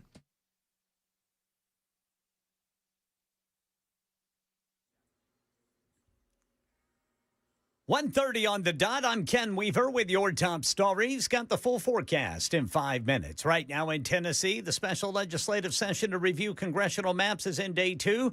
Speaker of the Tennessee House, Cameron Sexton, telling WTN's Nashville's Morning News with Dan Mandis they had lawyers on hand to draw up a map being proposed today, which Sexton says reflects the recent U.S. Supreme Court ruling removing racial data from the process. When the Supreme Court came and they said that, you can basically draw it for Republicans and Democrats, just use partisan politics, nothing wrong with that, then that kind of makes it easier as far as what that looks like. Yeah, the possibility Republicans will gain a 9th majority by splitting Memphis has Democrats like Knoxville State Rep Sam McKenzie responding strongly. In Tennessee, we like doing things the Tennessee way. This isn't what this is. This is an attempt to just grab numbers. Well, the proposed change goes before legislative committees today with full floor votes expected tomorrow. President Trump says Operation Epic Fury is over and Project Freedom is disbanded due to what he says is a pending deal with Iran to end the war. It's going very smoothly, and we'll see what happens. They want to make a deal. They want to negotiate. And I think that military mothers would want to hear that. Do you agree? I think it's appropriate. Somebody would say, "Oh, that's not appropriate." I think military mothers want to hear about this stuff. Yeah, the president speaking at a Military Mother's Day event at the White House. Rebecca Jarvis says the price of gasoline's not expected to decline anytime soon because record amounts of our oil and gasoline inventories have left the country as foreign buyers have been forced to find alternative sources. Feeling that pressure, a number of states have now enacted gas tax holidays. Kentucky is the latest to do it, but Indiana, Utah, and many others are also trying to help consumers with this burden, which continuously is increasing. Gas Buddy says Middle Tennessee's at $4.25 per gallon today. That's the latest news. Weather is next. I'm Ken Weaver, WTN News.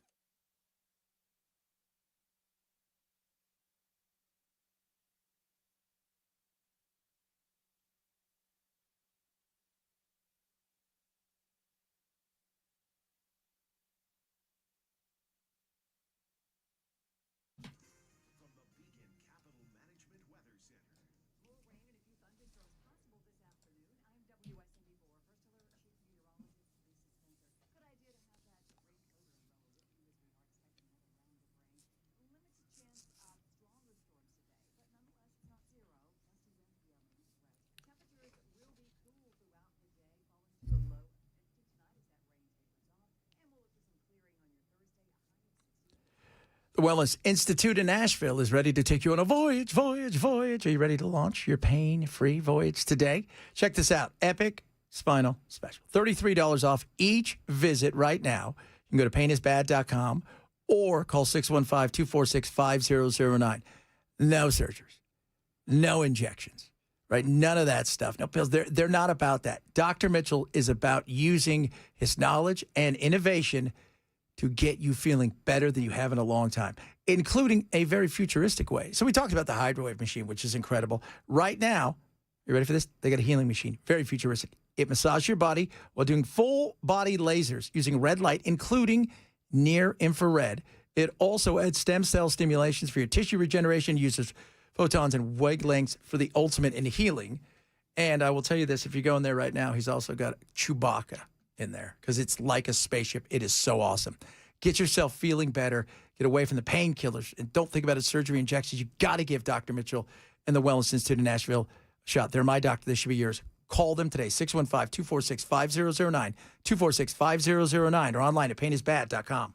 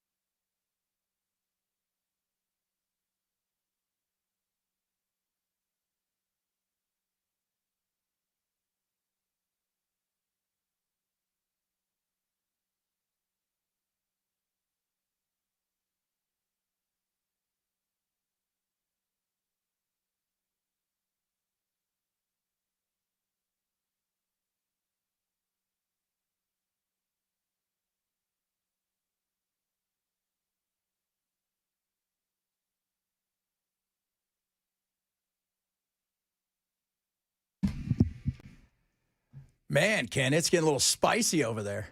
The old William Lamberth, people are yelling at him. Somebody said, "You're full of..." I'm telling you right now, guys, getting spicy. All right, so here's the way it's going to work. We're going to draw it over here. You're going to go over here. We're going to draw this here, and then we win all 9. What do you guys think about that? Who's happy for that?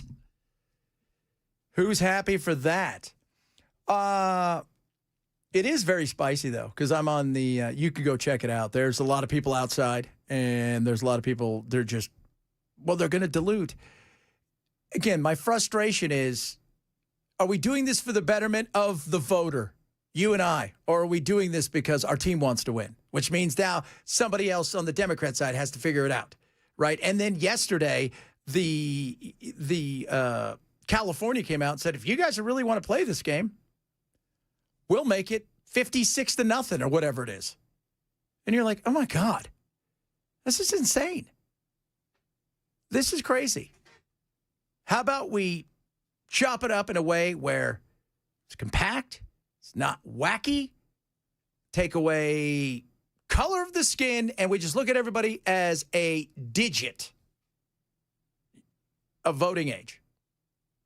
And we go from there. There we go. See what happens.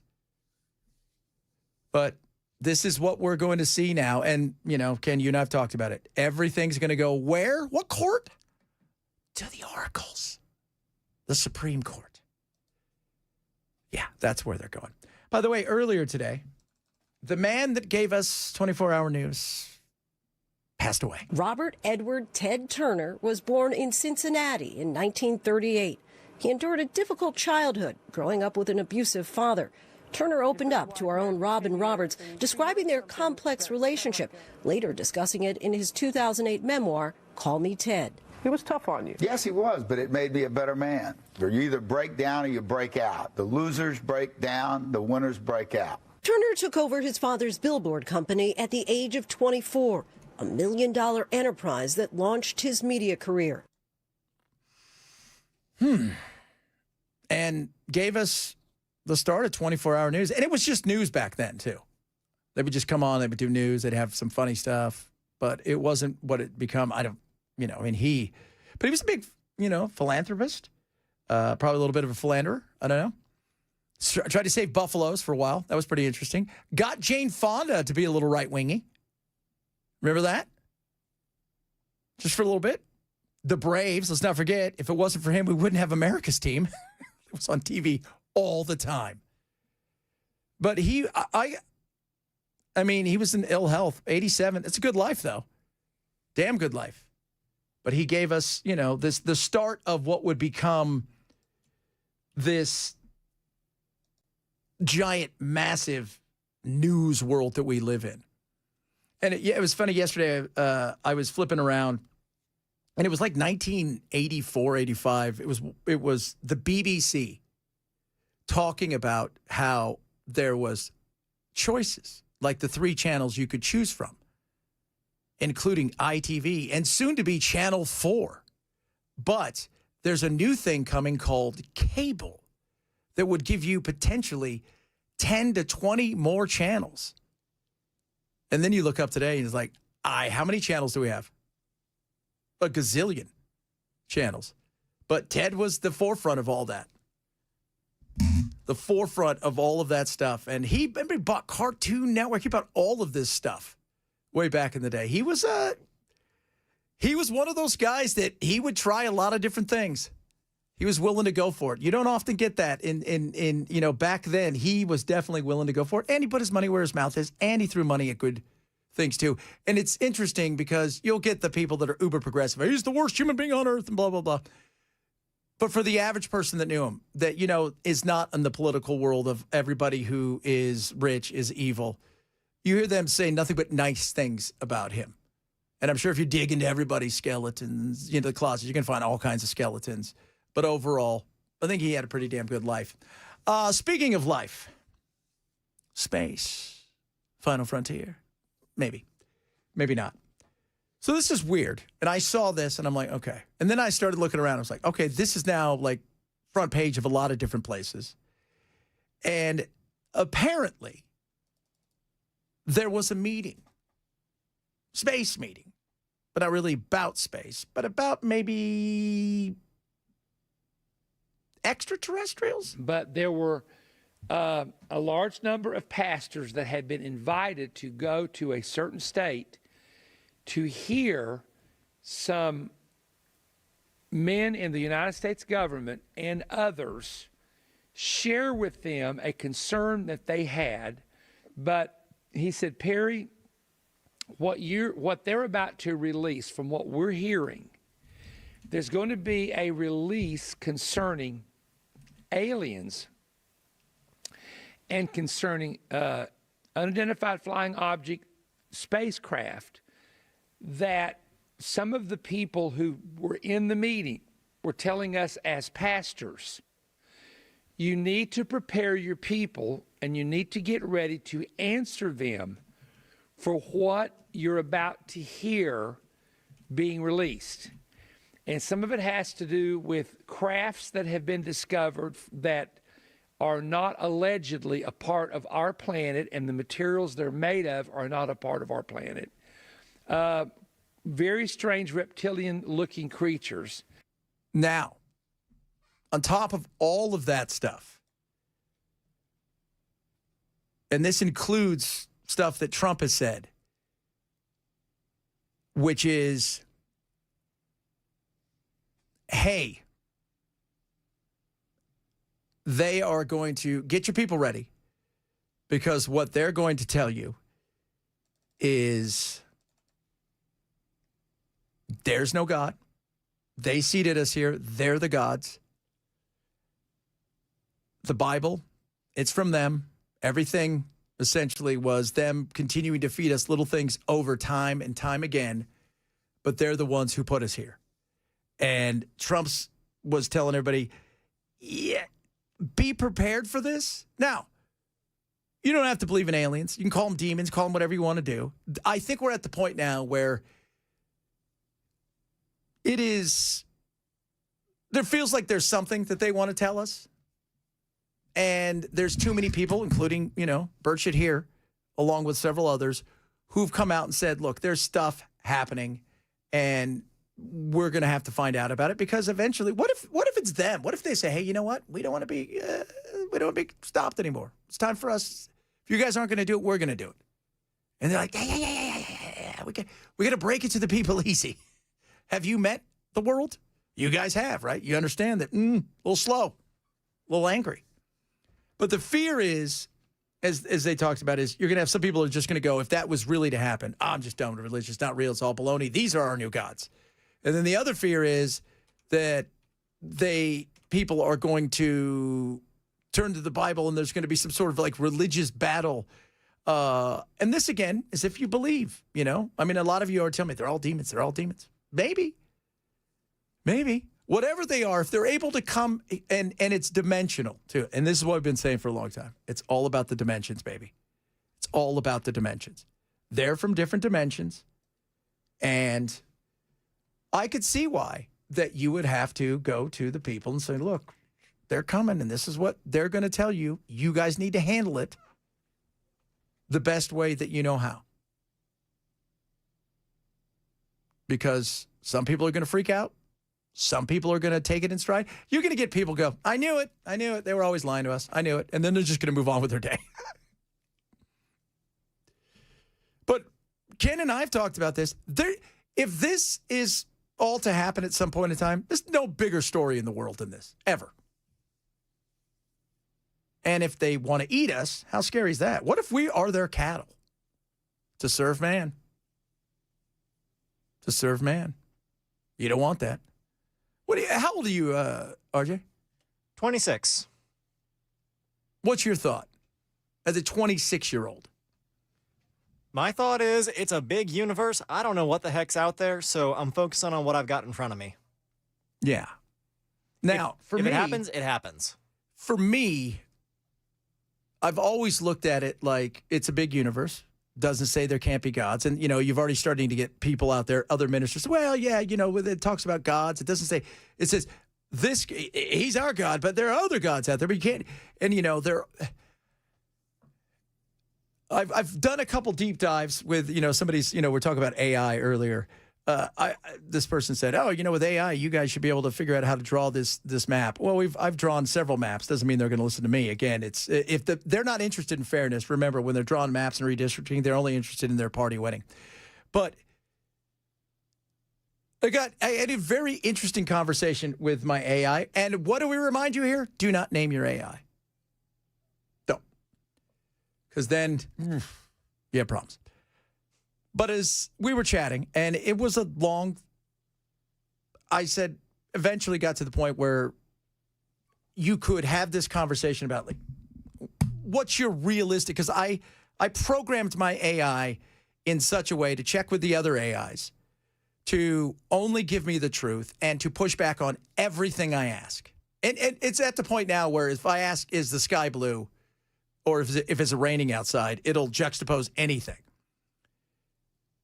But after, I would say, 2 hours of going through stuff, it said, I would say it's 70% that there's a good chance that these are other AIs that have developed further than we could have ever imagined that are a part of this.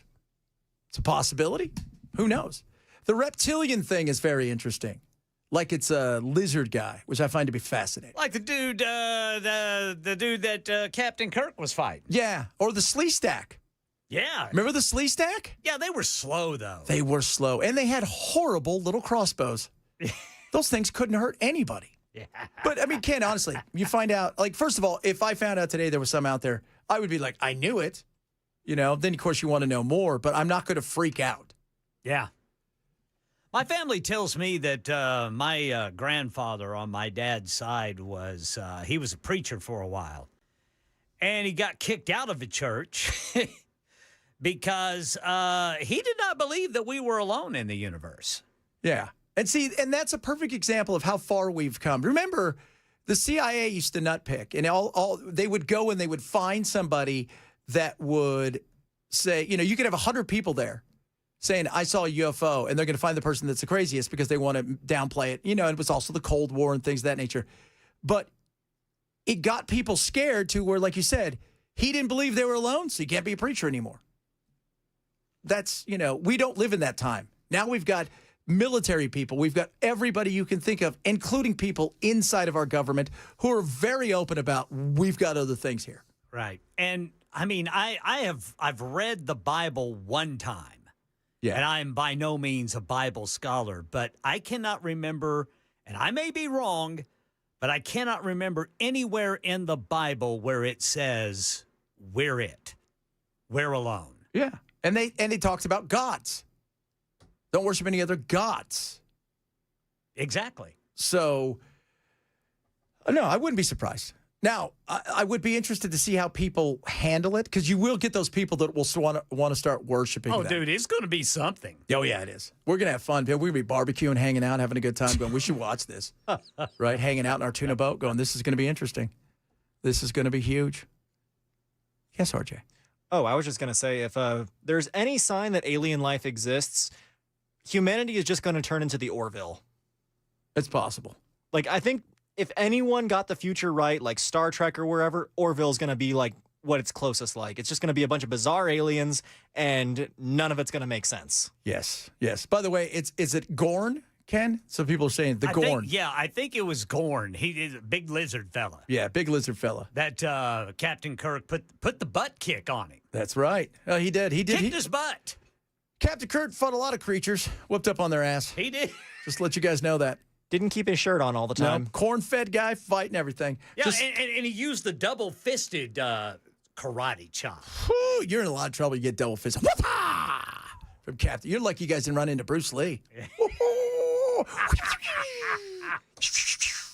All right, coming up, maybe some more White Woman Wednesday, among other things. Oh, also, bear attack. Yeah. Yeah. Saw that. Bear attack. So we had, and I'm going to play you like the local Yellowstone, whatever little news station isn't around there, because it's worth a listen.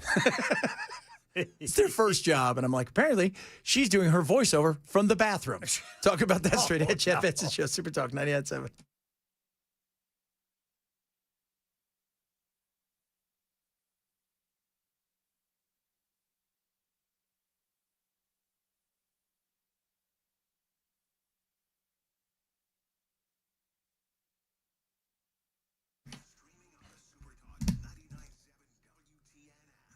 Energy.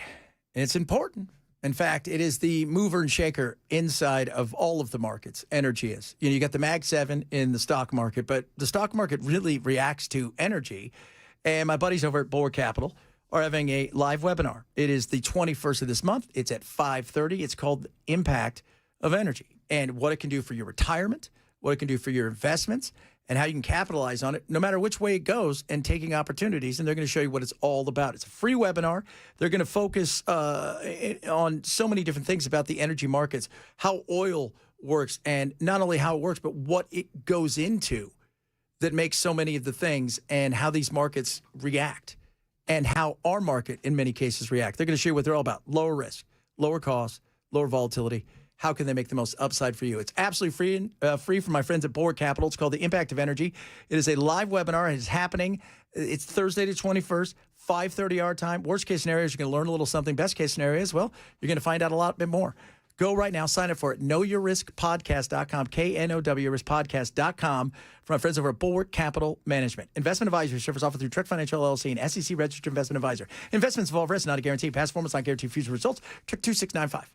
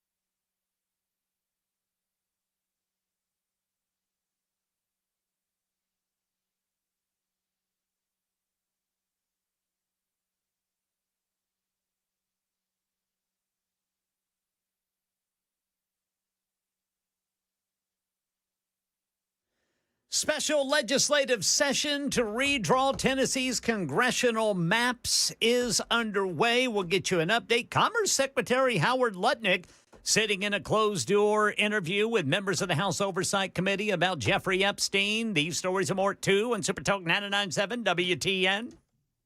Whew. Howard.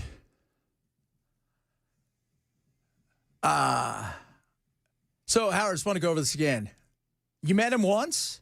Yeah, I met him once. That was it. It felt a little weird. We left. He was our neighbor. Never saw him again. Except for the time we took our nannies and children to his pedo island. Several years later. Yes. Man, he's got to be getting grilled. It's behind closed doors. Let's just put it this way. If it's something for the audience that everybody kind of already thinks or knows, or they're just trying to score points, it's always in front of everybody. If it's something real, it's behind closed doors. And they are grilling him today because there's a lot more to the story that we don't know about. The Epstein stuff, I told you guys, it is not going away. There's nothing to see here, Chad. Yeah. This is this case is closed. Yes. Let's not forget, they prosecuting James Comey for seashells. And there's a dude who was an absolutely insane pedo who apparently did nothing. It was all a misunderstanding. And somehow hanged himself with a sheet at the exact time the closed-circuit television feed went kaput. That's right. And you've got a woman in jail that is being prosecuted, that was prosecuted in a way that she should never have been done. It's awful. Oh, Lord. Yeah. I don't think so. Coming up, hour number 3, one-hit wonder. Who will win and take the belt back? We will discuss. And we'll get to the Bear story because it is hilarious. Chad Benson Show, Super Talk 997.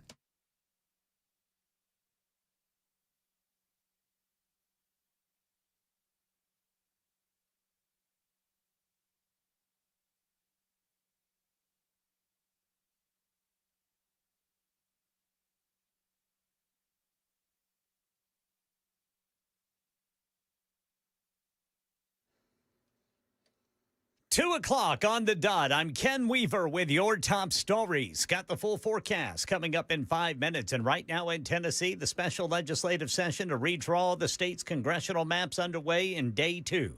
Speaker Cameron Sexton telling WTN's Nashville's Morning News with Dan Mandis, Republicans in the House and Senate are on the same page with a proposed map he says reflects recent U.S. Supreme Court rulings and removes race from the process. The court said that we can draw these maps for purely partisan purposes, meaning Republican, Democrat, and that's what we're doing. And we feel comfortable where we're at. Democrats argue the efforts aimed at weakening the state's only black majority district in Memphis. The map headed to committee hearings today with final floor votes expected tomorrow. Commerce Secretary Howard Lutnick sitting in a closed-door interview with members of the House Oversight Committee regarding his relationship with convicted sex offender Jeffrey Epstein. Before the hearing, committee chair James Comer says Lutnick came voluntarily. I think people can see that this is a bipartisan investigation. We're really sincerely trying to get the truth. Our goal is to provide justice for the victims, and hopefully today will be helpful. Lutnick had said earlier he cut ties with Epstein, who at one point was his neighbor in 2005, but documents from the Justice Department showed that Lutnick and his family took a trip to Epstein's private island as recently as 2012. War with Iran. President Trump says Project Freedom has been disbanded due to what he says is a pending deal with the Iranians. In the case of Iran, we're not going to let Iran have a nuclear weapon. And we're not going to let that happen. And we won't let that happen. And so we're dealing with people that want to make a deal very much, and we'll see whether or not they can make a deal that's satisfactory to us. We have it very much under control. What about gas prices, Rebecca Jarvis? The actual price of gasoline is not expected to decline anytime soon, and that is because of what's happened to our oil and gasoline inventories here in the U.S. Record amounts of these products have left the country in the last week as foreign buyers have been forced to find alternative sources. Our gasoline inventories now are at multi-year lows, which means prices will face even more upward pressure heading into the summer. Now, Gas Buddy says the average price per gallon in Middle Tennessee today is $4.25. Also in Tennessee, 78 miles west of Nashville, Channel 4's Lauren Lowry says a manhunt continues in Stewart County for Craig Berry, accused of shooting his wife. Now, we're told Berry is a retired Special Forces veteran and has extensive training in survival tactics. He's an excellent swimmer and diver in good physical shape. Deputies believe he has at least a gun and extra ammo. So remember, he's considered armed and dangerous. So if you see anything suspicious or you see him, call 911. Yeah, he was last seen running off into the woods near River Trace Road there in Stewart County, where some canine units had tracked his movement. That's the latest news. Weather is next. I'm Ken Weaver, WTN News.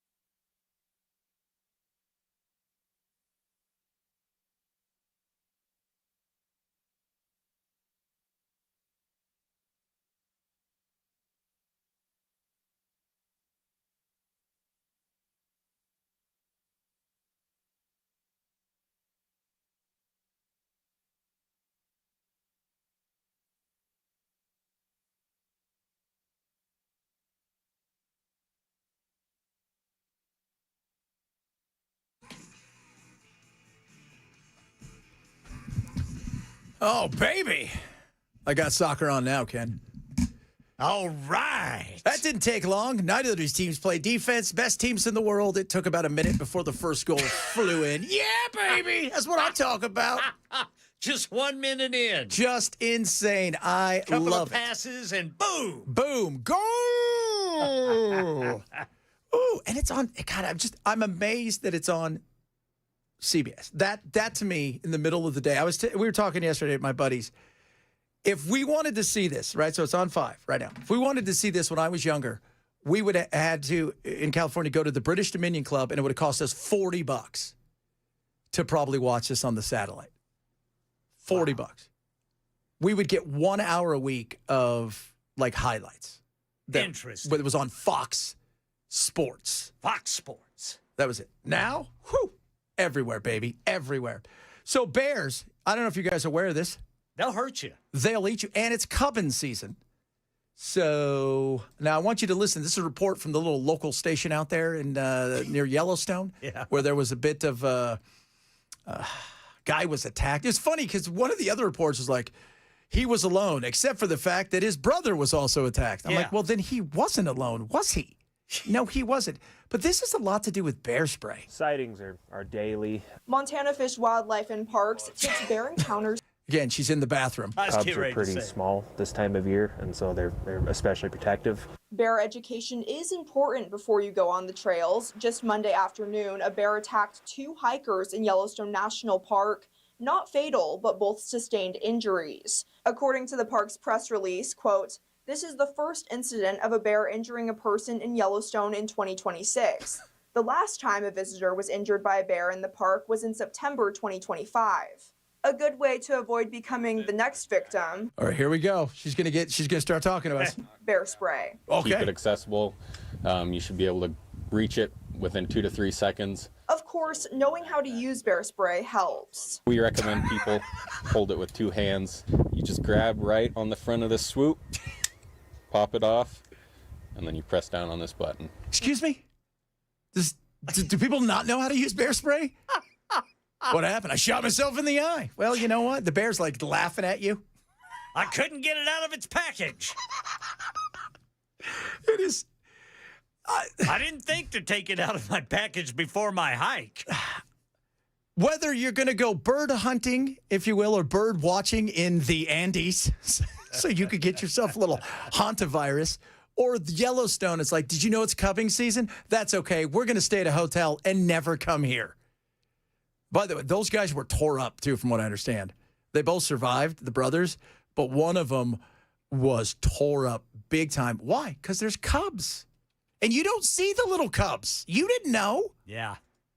Right? You didn't know. That's why they always tell you when you're hiking, make lots of noise. Yeah. Jungle.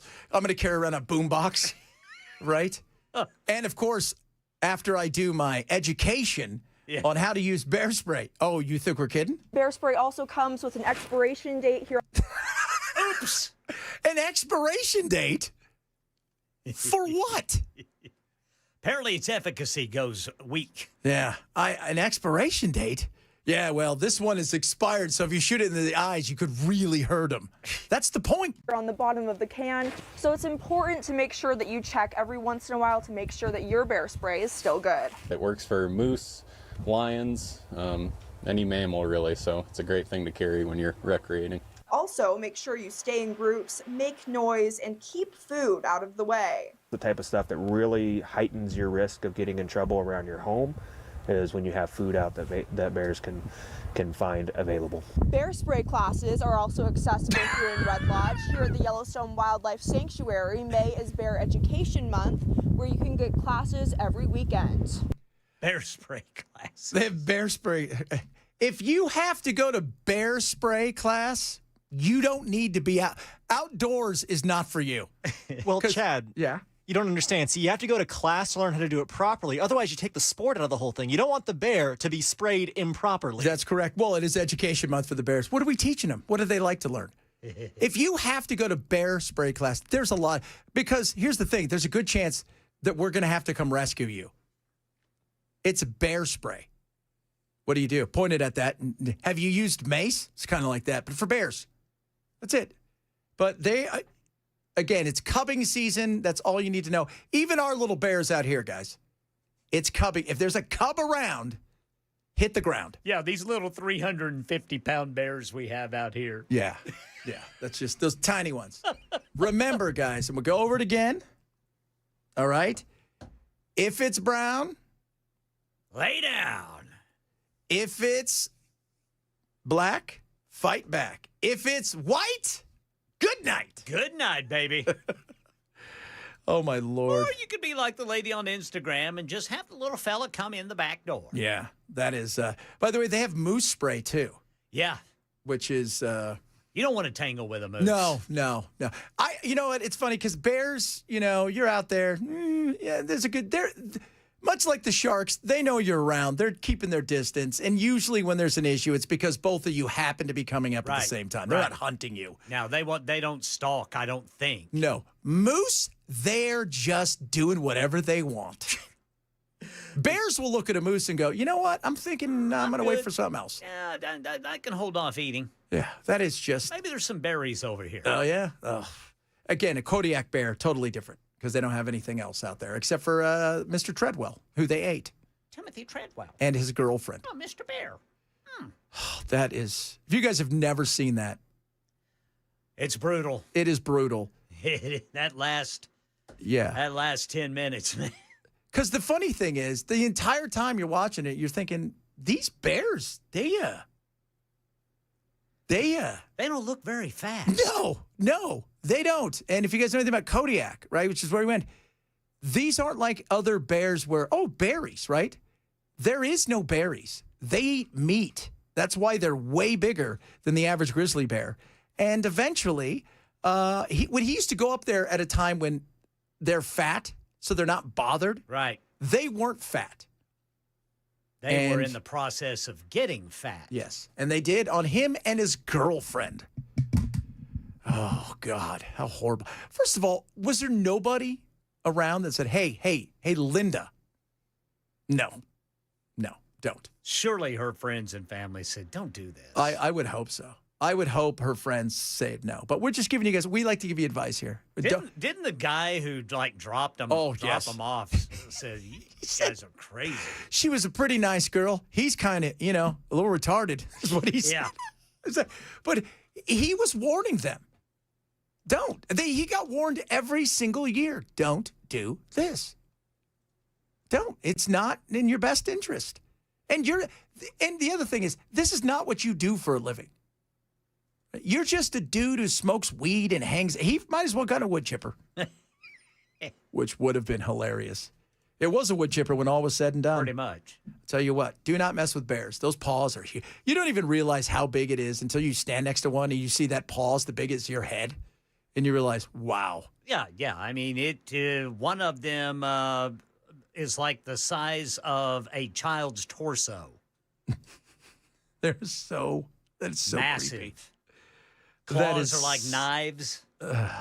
Just insane how ferocious and they powerful. Are. Yeah. Snap you in half. On top of cutting you to bits and pieces. So we like to warn you here because we are only kind of outdoorsy. And there are a lot of people, did you see what's going on in California? There's been 7 rattlesnake bites in the last couple of weeks. That's weird. Yeah. So apparently people didn't get the warning. No, because it got really warm fast, and they're coming out, and they're looking to chill. And by chill, I mean warm up. And they're out there in the middle. This is a beauty, too. They just lay in the middle of wherever you are. So if you're riding your bike somewhere, again, very outdoorsy, they're probably on the ground. When I used to golf all the time in Arizona, during the summer months, I would see so many rattlesnakes. And some places I'm like, okay, I can look for my ball over here. I cannot look for it over here. I can't. And they would be, I remember pulling up to this place I play in Francisco Grande. And sure enough, I'm getting ready to tee off, and I'm playing from not the farthest tips, because this is like one of the longest golf courses in the country, but from like the middle tips, the middle of it. And I go to take a step, and I look down, I'm like, nope, there's one. And it's because people, you got to pay attention. That's all we're saying. All right? And get yourself some bear spray and learn how to use it. For God's sakes. Do you think they have a preference of white meat or dark meat? I have no idea. I don't think it matters, because at some point in time, you're just red. You're just red. That's what you are. You are red. Nothing left of you. Boom. Gone. Hopefully by the next 24 to 48 hours, I'm thinking, Ken, we may have I think we're either going to get a deal done in the next 24 to 48 hours, or we're going to start bombing again. That's where I'm going with this. It sucks, but that's kind of where we are. Trump, he put it out, thinks we're going to get a deal done. It's going to be great. It's going to be great. The greatest deal. Never been a better deal. It's the greatest deal. Greatest. And that's probably, I'm hoping that happens. Iran has some issues. There's no doubt. They've got issues in a major way. But they're also in a situation where, they can handle some of these issues a little bit better as far as prices, because prices are through the roof, and they've always been that way since a lot of these people can remember. And so they maybe can withstand some uncomfortableness for a little bit longer. How much longer, I don't know. But I think Trump also wants it done because he's going to see Xi, and he wants to be in a situation where he's not having to talk about this, and this isn't the issue that becomes dominant in their conversation. So, and she met yesterday with the foreign minister of Iran, and he came out afterwards and said they should be able to enrich nuclear material. So, because they love poking the bear. So this will be, God willing, this gets done sooner rather than later.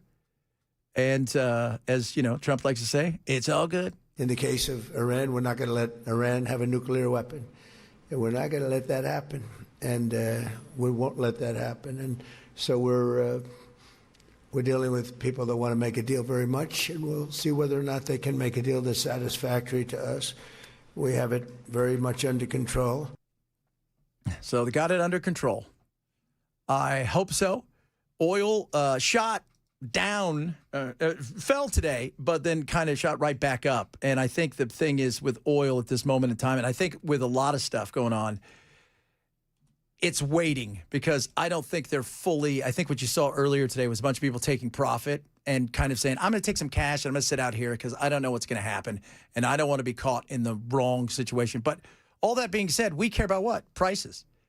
And we're still looking at several months of inflated prices because our reserves, we used a lot of those things up, not just us, but globally. On top of that, we haven't felt yet the inflation side with some of the other things that is sure to, hit us. And then you take all of that and you think, oh, yeah, by the way, even if they say we're opening it tomorrow, those ships, they take a long time to get places. So it's going to take a while for this to work itself out. But God willing, it gets done tomorrow and there's no nuclear. I mean, I don't even remember a world where the straits were open and Iran didn't have a nuclear weapon. Oh, wait, that was 9 weeks ago. Chad, coming up. White Woman Wednesday. Talk a little bit about that. Got some of your text messages. And One Hit Wonder Wednesday. Ken currently is the belt holder. He's got the belt in his possession. Well, it's not in his. It's over there in the room. But I want it back. Bell's not here. So we got our good buddy RJ, who's manning everything today. He has got his pick for this. We're going to do One Hit Wonder Wednesday coming up as well. Chad Benson Show, Super Talk 99.7.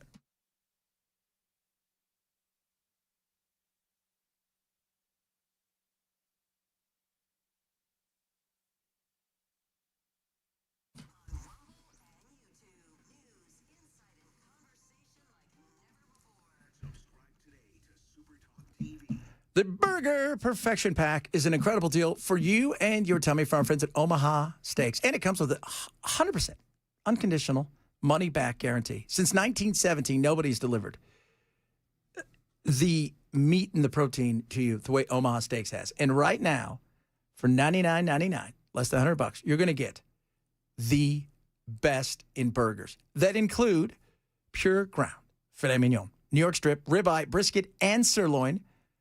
On top of that, I'm going to save you an extra $35 when you check out by using my code Benson. And on top of that, you're going to get 8 free Wagyu burgers, smash burgers, which are just incredible. Built for grilling. They taste amazing. I'm telling you guys right now, you will not go wrong with these.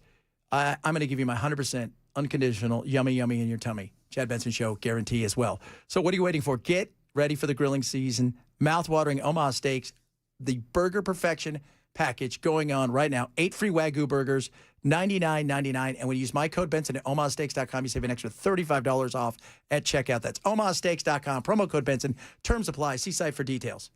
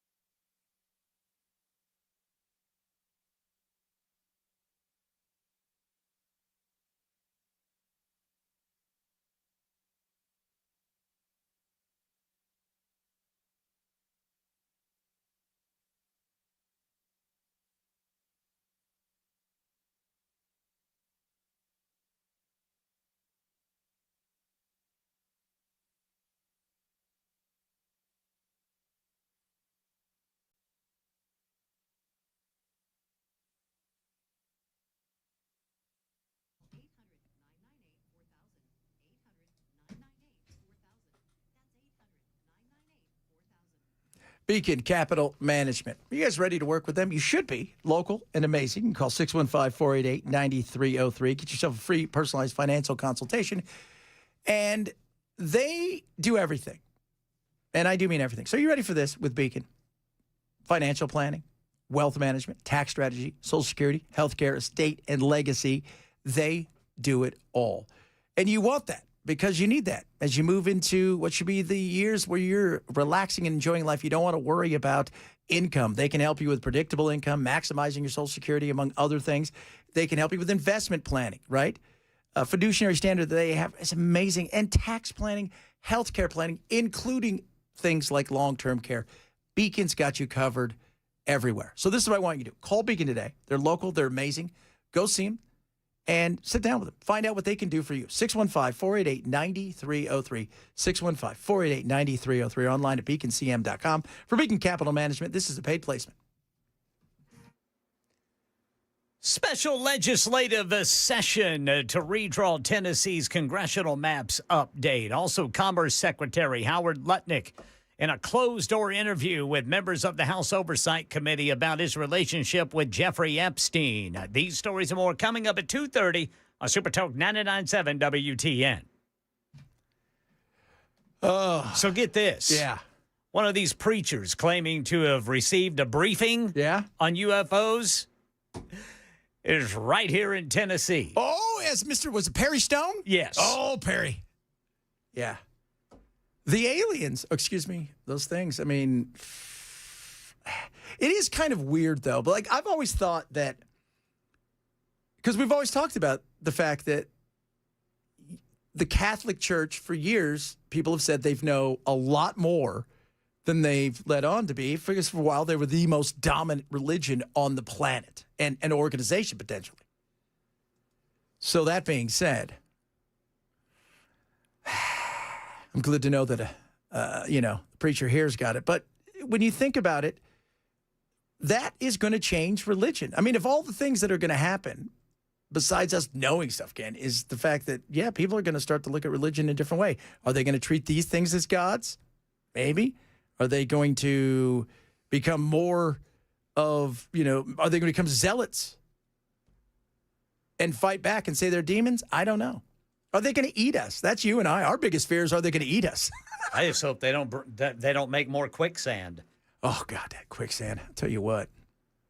They were probably the ones that did it, too. How many times did you perish with quicksand? This story is intriguing. It is intriguing. Why was this handful of preachers chosen for this briefing? You know why? Because a lot of them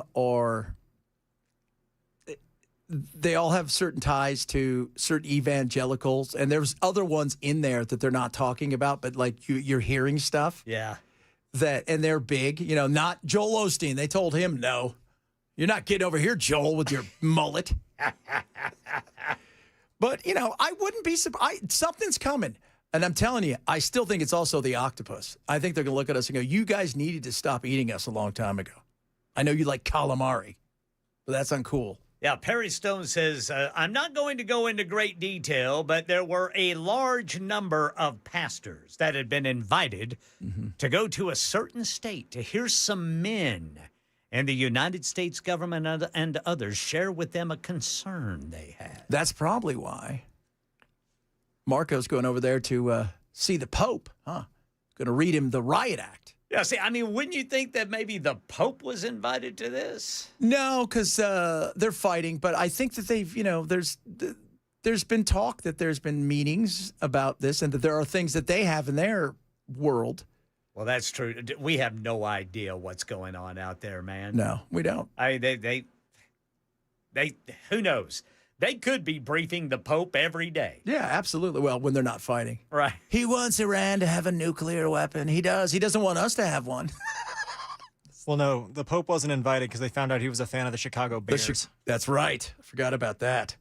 He is American Pope, baby. Yeah, American Pope. I don't know. I mean, like you said, the stuff that they're probably... This could all be a ruse, the fight between everybody, because they could eventually come out and tell us. Oh, guys, it's all fake. None of it's real. Guess what? We're cattle. we're on somebody's necklace like the movie Men in Black. So I was watching Rick and Morty, hilarious, where his car breaks down and then he has to shrink himself to go into the battery. And it's a world. Classic episode. And it's a world where he's a god. And then they tell, and these things work for him to make the battery work. Then they say, oh, we stopped doing that. We have another little world underneath that we get them to do the work for us. And it goes on and on, like, just smaller and smaller. Maybe that's it. We don't know. We do not know, but I have a feeling we're going to find out. And just come out and tell us. And I think that's the other thing. At some point in time, you just can't. This isn't the 40s and 50s. There's too much, and too many people have already come forward and said there's. We can't let the cat out of the bag. Yeah. Don't do that. There'll be chaos in the streets. Yeah. Like somebody said, 1972. Why would anyone think that God would only create one planet? Yeah. Do you think he looked at us and went, "Yeah, I'm finished"? Let's see how this works. Yeah, no. I've always thought we were the trailer park of the universe. People would come around, and they're like, let's give them a little while longer. Just keep moving. Oh, I like that right there.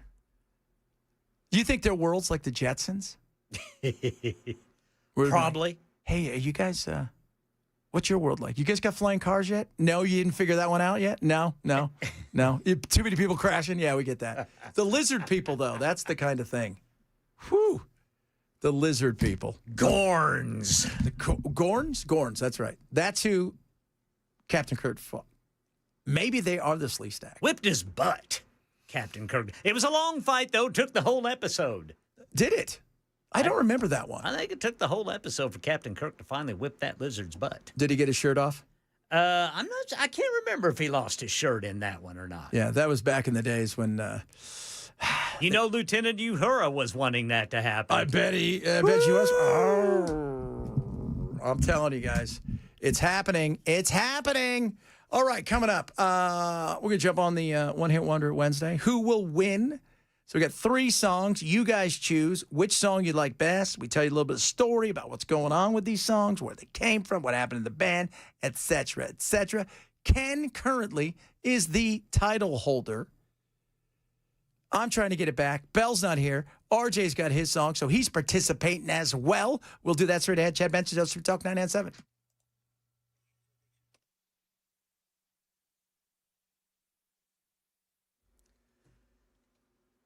Got the full forecast coming up in 5 minutes. Right now in Tennessee, special legislative session. Republicans proposing a new congressional map to try to get a 9th majority by splitting Memphis in 2 districts. Speaker of the Tennessee House, Cameron Sexton, telling WTN's Nashville's Morning News with Dan Mandis it reflects recent U.S. Supreme Court rulings that remove race from the process. I think when you see the new 9th district, I think it moves from toss-up to lean Republican, which is a whole lot better than solid Democrat, right? So I don't think anybody's arguing that. Democrats argue the efforts aimed at weakening the state's only black majority district in Memphis. The map heads to committee hearings today with final floor votes expected tomorrow.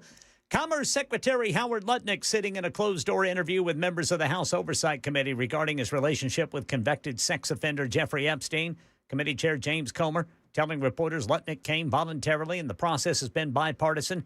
Here's ABC's Peter Haralambous. These 2 men were neighbors, and Lutnick said in an interview last year that he basically stopped seeing Epstein after 2005, after he took a tour of Epstein's mansion and found him to be creepy and gross. However, documents months later released by the Department of Justice showed that Lutnick and his family visited Epstein's island in 2012. Trump administration says Operation Epic Fury is over, with the president indicating Iran is close to making a deal to end the war. Rachel Scott? The president saying he wants to see whether the agreement can be finalized and signed with Iran. Just hours earlier, Secretary of State Marco Rubio dubbing Project Freedom the next stage of the war. The operation is over. Epic Fury, as the president notified Congress, we're done with that stage of it. Okay, we're now on to this project of freedom. But it's unclear what, if any, progress there's been in negotiations between the U.S. and Iran. It's the latest of several reversals for the war that's now in its 10th week. That's the latest news. Weather's next. I'm Ken Weaver, WTN News.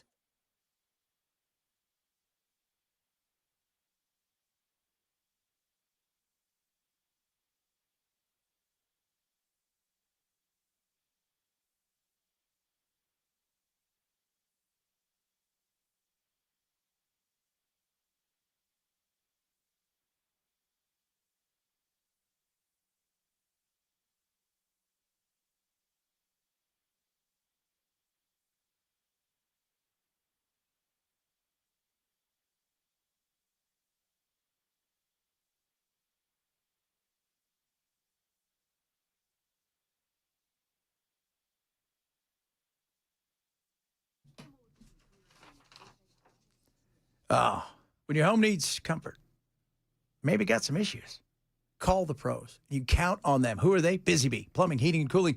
Right now, take advantage of special financing on new HVAC system with up to 12 months, no payment and no interest, no prepayment penalty, and approvals vary by credit. And here's the sweet deal. Get a free Yeti Tundra 45 cooler when you install a 17-SEER or higher efficiency HVAC unit. Now, if you want healthy air, they got you covered. So the Healthy Air, what do they have? Healthy Hive exclusive. Gives you electronic air cleaner and whole home UV system, regularly $2,800 now, $2,299 installed. Plus, Busy Bee is going to handle the TVA rebates for you, which is awesome. You're going to get $800 back on the mini split system, $500 to $800 on the heat pump systems, and even a $50 rebate on EC tune-ups, which is awesome. And plumbing, they got you covered. From whole home drain repipes to water distribution repipes, Busy Bee has you covered. Call them today, 615-775-7833, or visit them online at busybehvac.com.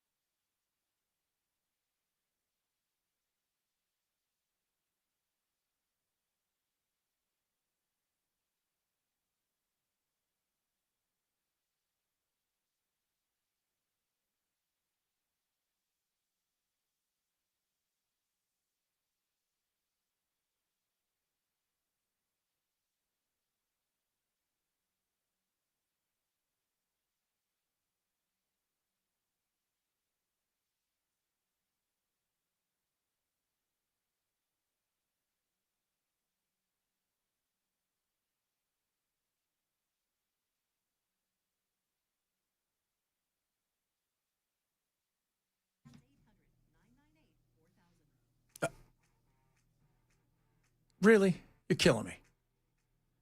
All right, I'm going to do my relief factor here. You can just pull that down, and we'll just go from there. Relief factor. Awesome. Amazing. Why don't you grab yourself some Relief Factor, relieffactor.com. You're sick and tired of being in pain? You don't want to be in pain? Relief Factor's got you covered. All right? Naturally formulated. It is incredible. You take it every single day. No heavy metals. It has been third-party tested. What's that mean? This is one of those things that go for purity, right? Potency. Does it work? It does. It doesn't mask the pain.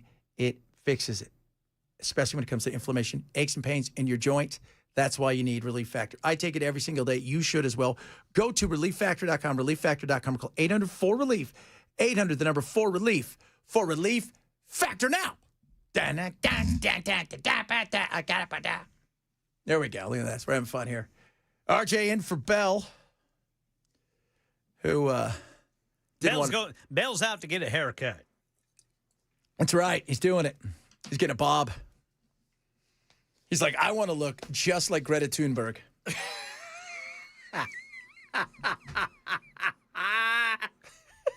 How dare you? So every Wednesday we do One Hit Wonder Wednesday. I'm just picturing that, man. Oh, God, that would be great. That would be. I would pay, honest to God, I would pay off his car if he would do that. I would pay it off. If he's willing to do that, I'm willing. And I know he won't, but I would. I'd pay it off. To see that look on Brother Bilal. Oh, goodness me.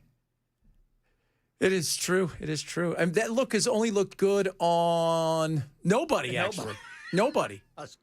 Nobody. And I love bangs. Like, it works on Betty Page. My wife's got bangs. It's awesome. Yeah. But that look right there? No. No. Not even He-Man. And he's got all the skills. That's right. Right? You guys are going to find it out. Oh, Lord. So you won last week. Yes, sir. Mr. Ken won last week. Bell's got, what is he? You've got 2. Bell's got 4. I got 4. Yep. I think that's what it is. So we're efforting. RJ is here today, which is fantastic. He's in for Bell, and he's like, I'm going to participate in it. And I said, that is awesome. Yeah, just having some fun, you know? Yeah, because you know what? You're a team player, and we like that about you, where Bell is just always like, oh, I'm too awesome at music. I know more than you. Yeah, well, let me tell you something. Maybe that's true, but that haircut now, whoo, I want to see it. I'm going to tell him tomorrow. We're going to talk about it. We're going to find out if we can get him to do it. Well, he'd be a little lad that loves berries and cream. Mm-hmm. And here's the thing. Brother Bilal, he won't allow us to show him, so we can say anything we want. No, you know what? Absolutely correct. So what the world doesn't know is he's getting his haircut right now. And we got to pick it. He lost a bet to us. You guys have no idea how awesome this is. Oh, Lordy. Each and every Wednesday we do it, One Hit Wonder Wednesday. You vote, right? We pick the songs. You vote which one had the better one. Now it's time for another edition of One Hit Wonder Wednesday.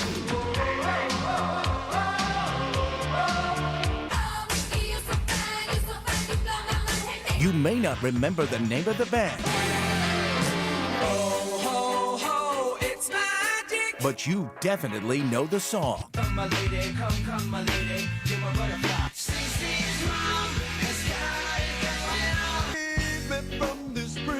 This is One Hit Wonder Wednesday. All right, One Hit Wonder Wednesday. So right now, I'm currently in the lead a little bit. I want to make sure I win this thing, though, because I need that belt back. Got to get that belt back. Got to get it back, indeed. We're going to start this time, though, with our good friend RJ filling in for Bell. All right, what's your pick today, sir? So my pick, we talked about it earlier, is Steal My Sunshine by Len. Len. God, I remember them way back in the day. I was lying on the grass a Sunday morning of last week, indulging in my self-defeat. My mind was flooded, all laced and bugged, all twisted around and beat. Uncomfortable, 3 feet deep. Oh, yeah. Now the fuzzy Just good vibes for a rainy day. It is. Was it 99? 1999. That was one of those, that was like the song of the summer kind of thing. Yep, that song is as old as I am at 26. Okay, we don't need to know about that. Richard moved to say to us here, but whatever. So tell us more about the song, jerk. For sure. So, as we were saying last time, the song peaked at number 9 on the Billboard Hot 100 and was performed by Len, which actually is a brother-sister duo of Mark and Sharon Costanzo and a rotating group of backing performers, which last I checked, the list got up to like 12 people that they recorded with throughout the late 90s and mid to late 2000s. I like it. I just remember the video on the scooter. It looked like they were in Miami. They were at the beach because it's a very beachy song. Mm-hmm. And I remember that she was pregnant. And I thought that's a weird time to do a video. I mean, hey, you know what? It worked. Yeah, they were kind of punk rock. Yeah, it was about that wave. You kind of had like third wave ska, pop punk. Yeah, the pop punk kind of thing was out there. Yeah, you had like your Green Day, your Blink 182s were all over the scene. And this was they were it's a weird, the brother and sister, and they were just kind of an odd. Yeah, and apparently so they were in the middle of a disagreement at the time the brother was writing the song, and they hadn't spoken in 5 months. He sits on the song, literally keeps it under his mattress for like this period of time, and they decide to record it, and I believe they used it in a movie ahead of an album release, and the song got so popular, they had to up the release date so they could get it out sooner. Look at that. Canadians. It just exploded, yeah, from Toronto. From Toronto, eh? So there you go. That's Len, Steal My Sunshine from RJ. We move over to young Ken, the champion of the world currently. Supersonic. I'm going back to 1989, boys, with J.J. Fad. Made history as the first all-female hip-hop group to receive a Grammy nomination, earning a nod for Best Rap Performance for their hit Supersonic. It was their most successful track. It peaked at number 30 on the Billboard Hot 100. The classic lineup that achieved this fame consisted of MC JB, Juana Burns, Baby D, Danya Burks, and Sassy C, Michelle Franklin. Originally a quintet, the group's name was an acronym for the 5 founding members, but they later rebranded it to mean Just Jammin', Fresh and Deaf. Their success on Eazy-E's Ruthless Records was pivotal, as the revenue from their platinum album helped fund the early projects of NWA. Despite their massive influence on West Coast rap, the trio eventually transitioned into stable careers. One was a nurse, another one was a respiratory therapist, another one ran a casino. Today, they remain legendary pioneers who proved that women could dominate the charts in a male-dominated hip-hop industry. You know what? I feel like getting up and dancing. I got my jellies on. Busting a move, baby. Hey, check out that chick. She's got a hot brooch on. That's right. Man, yeah, like, what's up? Yeah, somebody said, this is definitely, hey, you want to go do a backward skate? I find it interesting, the percussion they're using was exactly what NWA used in a lot of their stuff.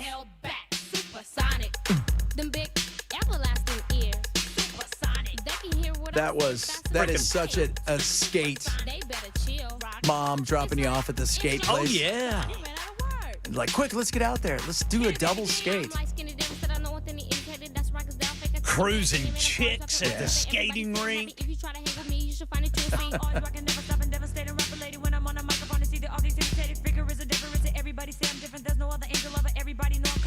Yeah. Those ladies could lay down the rhymes. They could. And it was, the Eazy-E thing is very interesting because, remember, Eazy was, you look at Dr. Dre and all of these guys, they were on the peripheral. They knew all the gangster guys, but they themselves were not gangsters. Eazy was a gangster. Yes, sir. He was a drug dealer and a gangster, and he funded things like this. And that's when they started saying, dude, you need to take this thing serious. You can get out of the business. But he did. I mean, he was a gangster. Yeah. Absolutely a gangster. I love that song. Now I feel like I want to go out and do some skating. What? Man, just go out there and bust a move on your way home, Brother Chad. Oh, baby, indeed. For me, I go back to when I was a wee lad, way back in the day. Yes. This band, it's an Irish band, came from Dublin, They gave us double rock guitars. Everybody out there, Iron Maiden, DC Albums, that these guys were a huge influence on the double guitar and the hard rockin', Maiden and Metallica and everybody. Love these guys because of their chaos and craziness also being the operative things because they were out of control. They only had one hit here. It's interesting too. This hit came on a B-side. They didn't want it even on the album, and it exploded because of a couple local DJs not too far away from here. My one-hit wonder comes from the lanky lead singer, who was biracial, by the way, back in Ireland. That's a different time, It is Thin Lizzy, because the boys, guess what? They're back.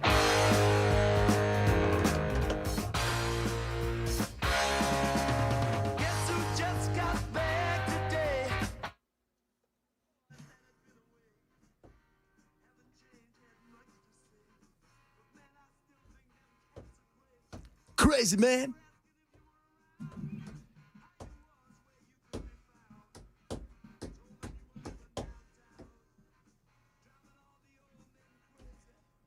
Boys are back in town. Boys are back in town. Boys are back in town. Boys are back.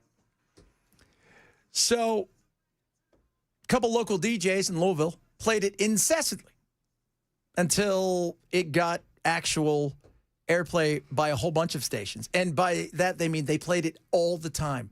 Sometimes Awesome. 4, 5, 6, 7 times an hour. They loved it. That was back in the day when you could do stuff like that. Well, and back in the day, artists had to have DJs, man. Yeah, they did.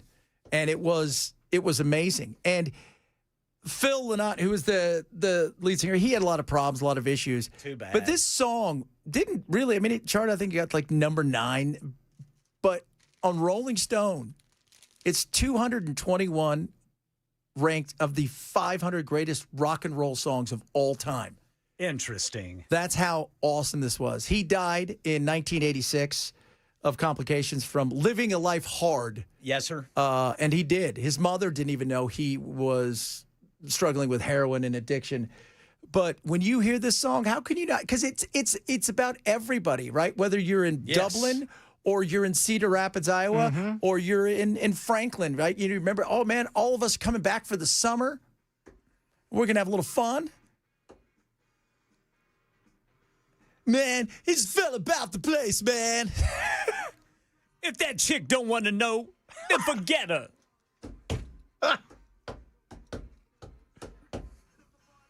You better let him. Such an amazing song. Just having a good time. That's what it was. That was. And everybody could relate to that. And that's what made this thing so great. So my choice today, Thin Lizzy and the boys are back in town. You talk about an awesome summer song for back whenever we were late teens. Yep. Absolutely. You know what? And it's like everybody's getting together. Summer's here. It didn't matter if you were riding your bike with your buddies or you were coming back from college or whatever it was.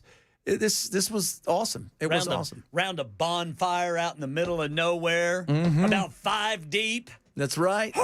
Ladies everywhere. And if you want to fight, you better just let them. That's yes, for sure. Better for let 'em. sure. So you guys vote. Let us know who you think is the best one-hit wonder. Len, Steal My Sunshine, RJ. We got a little supersonic if you want to do some great, roller derby and skating. Or the boys are back, Thin Lizzy. We will let you know in a bit. Coming up, Matt, as we wrap up today's show. Chad Benson, Super Talk 997. Vote for Thin Lizzy.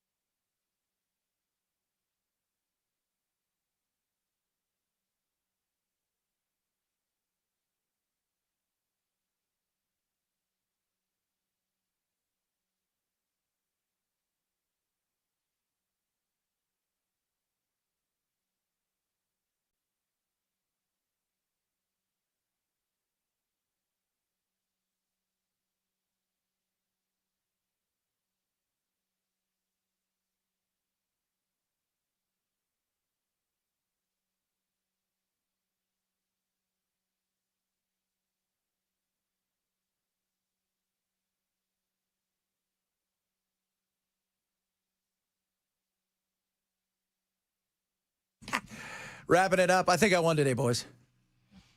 That's a good song.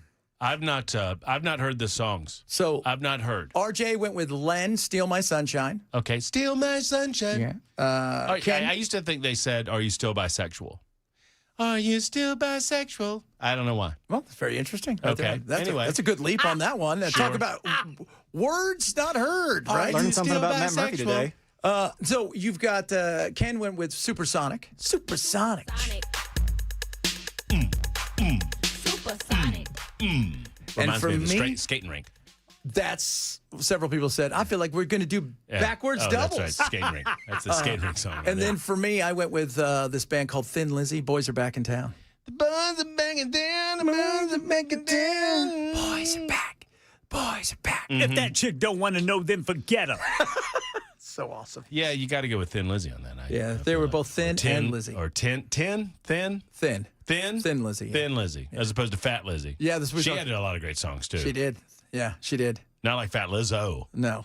Although she lost weight because she wanted to not be unhealthy, apparently. The joints were hurting. Oh, good for her. There you go. Yeah, there you go. good for you.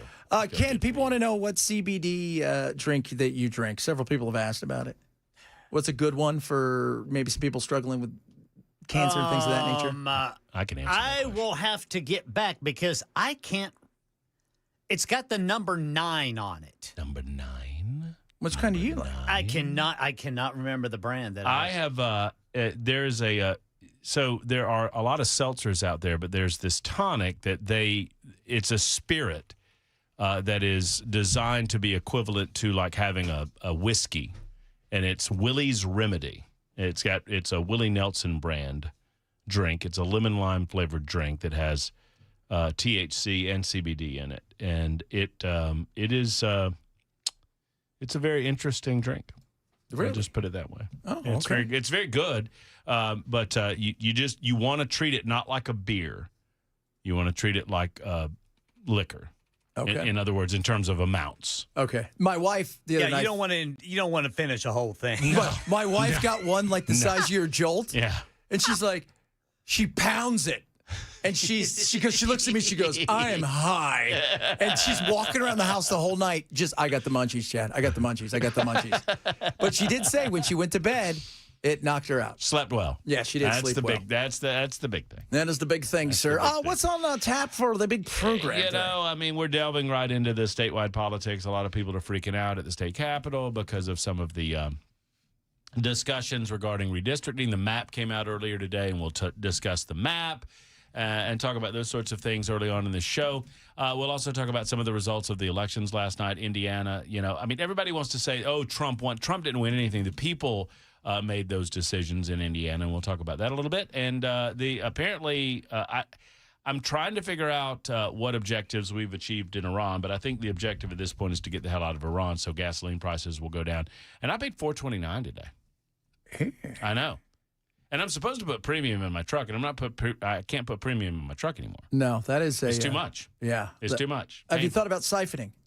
I've thought about stealing. Yes. Yes. Mm-hmm. I've also thought about bicycling.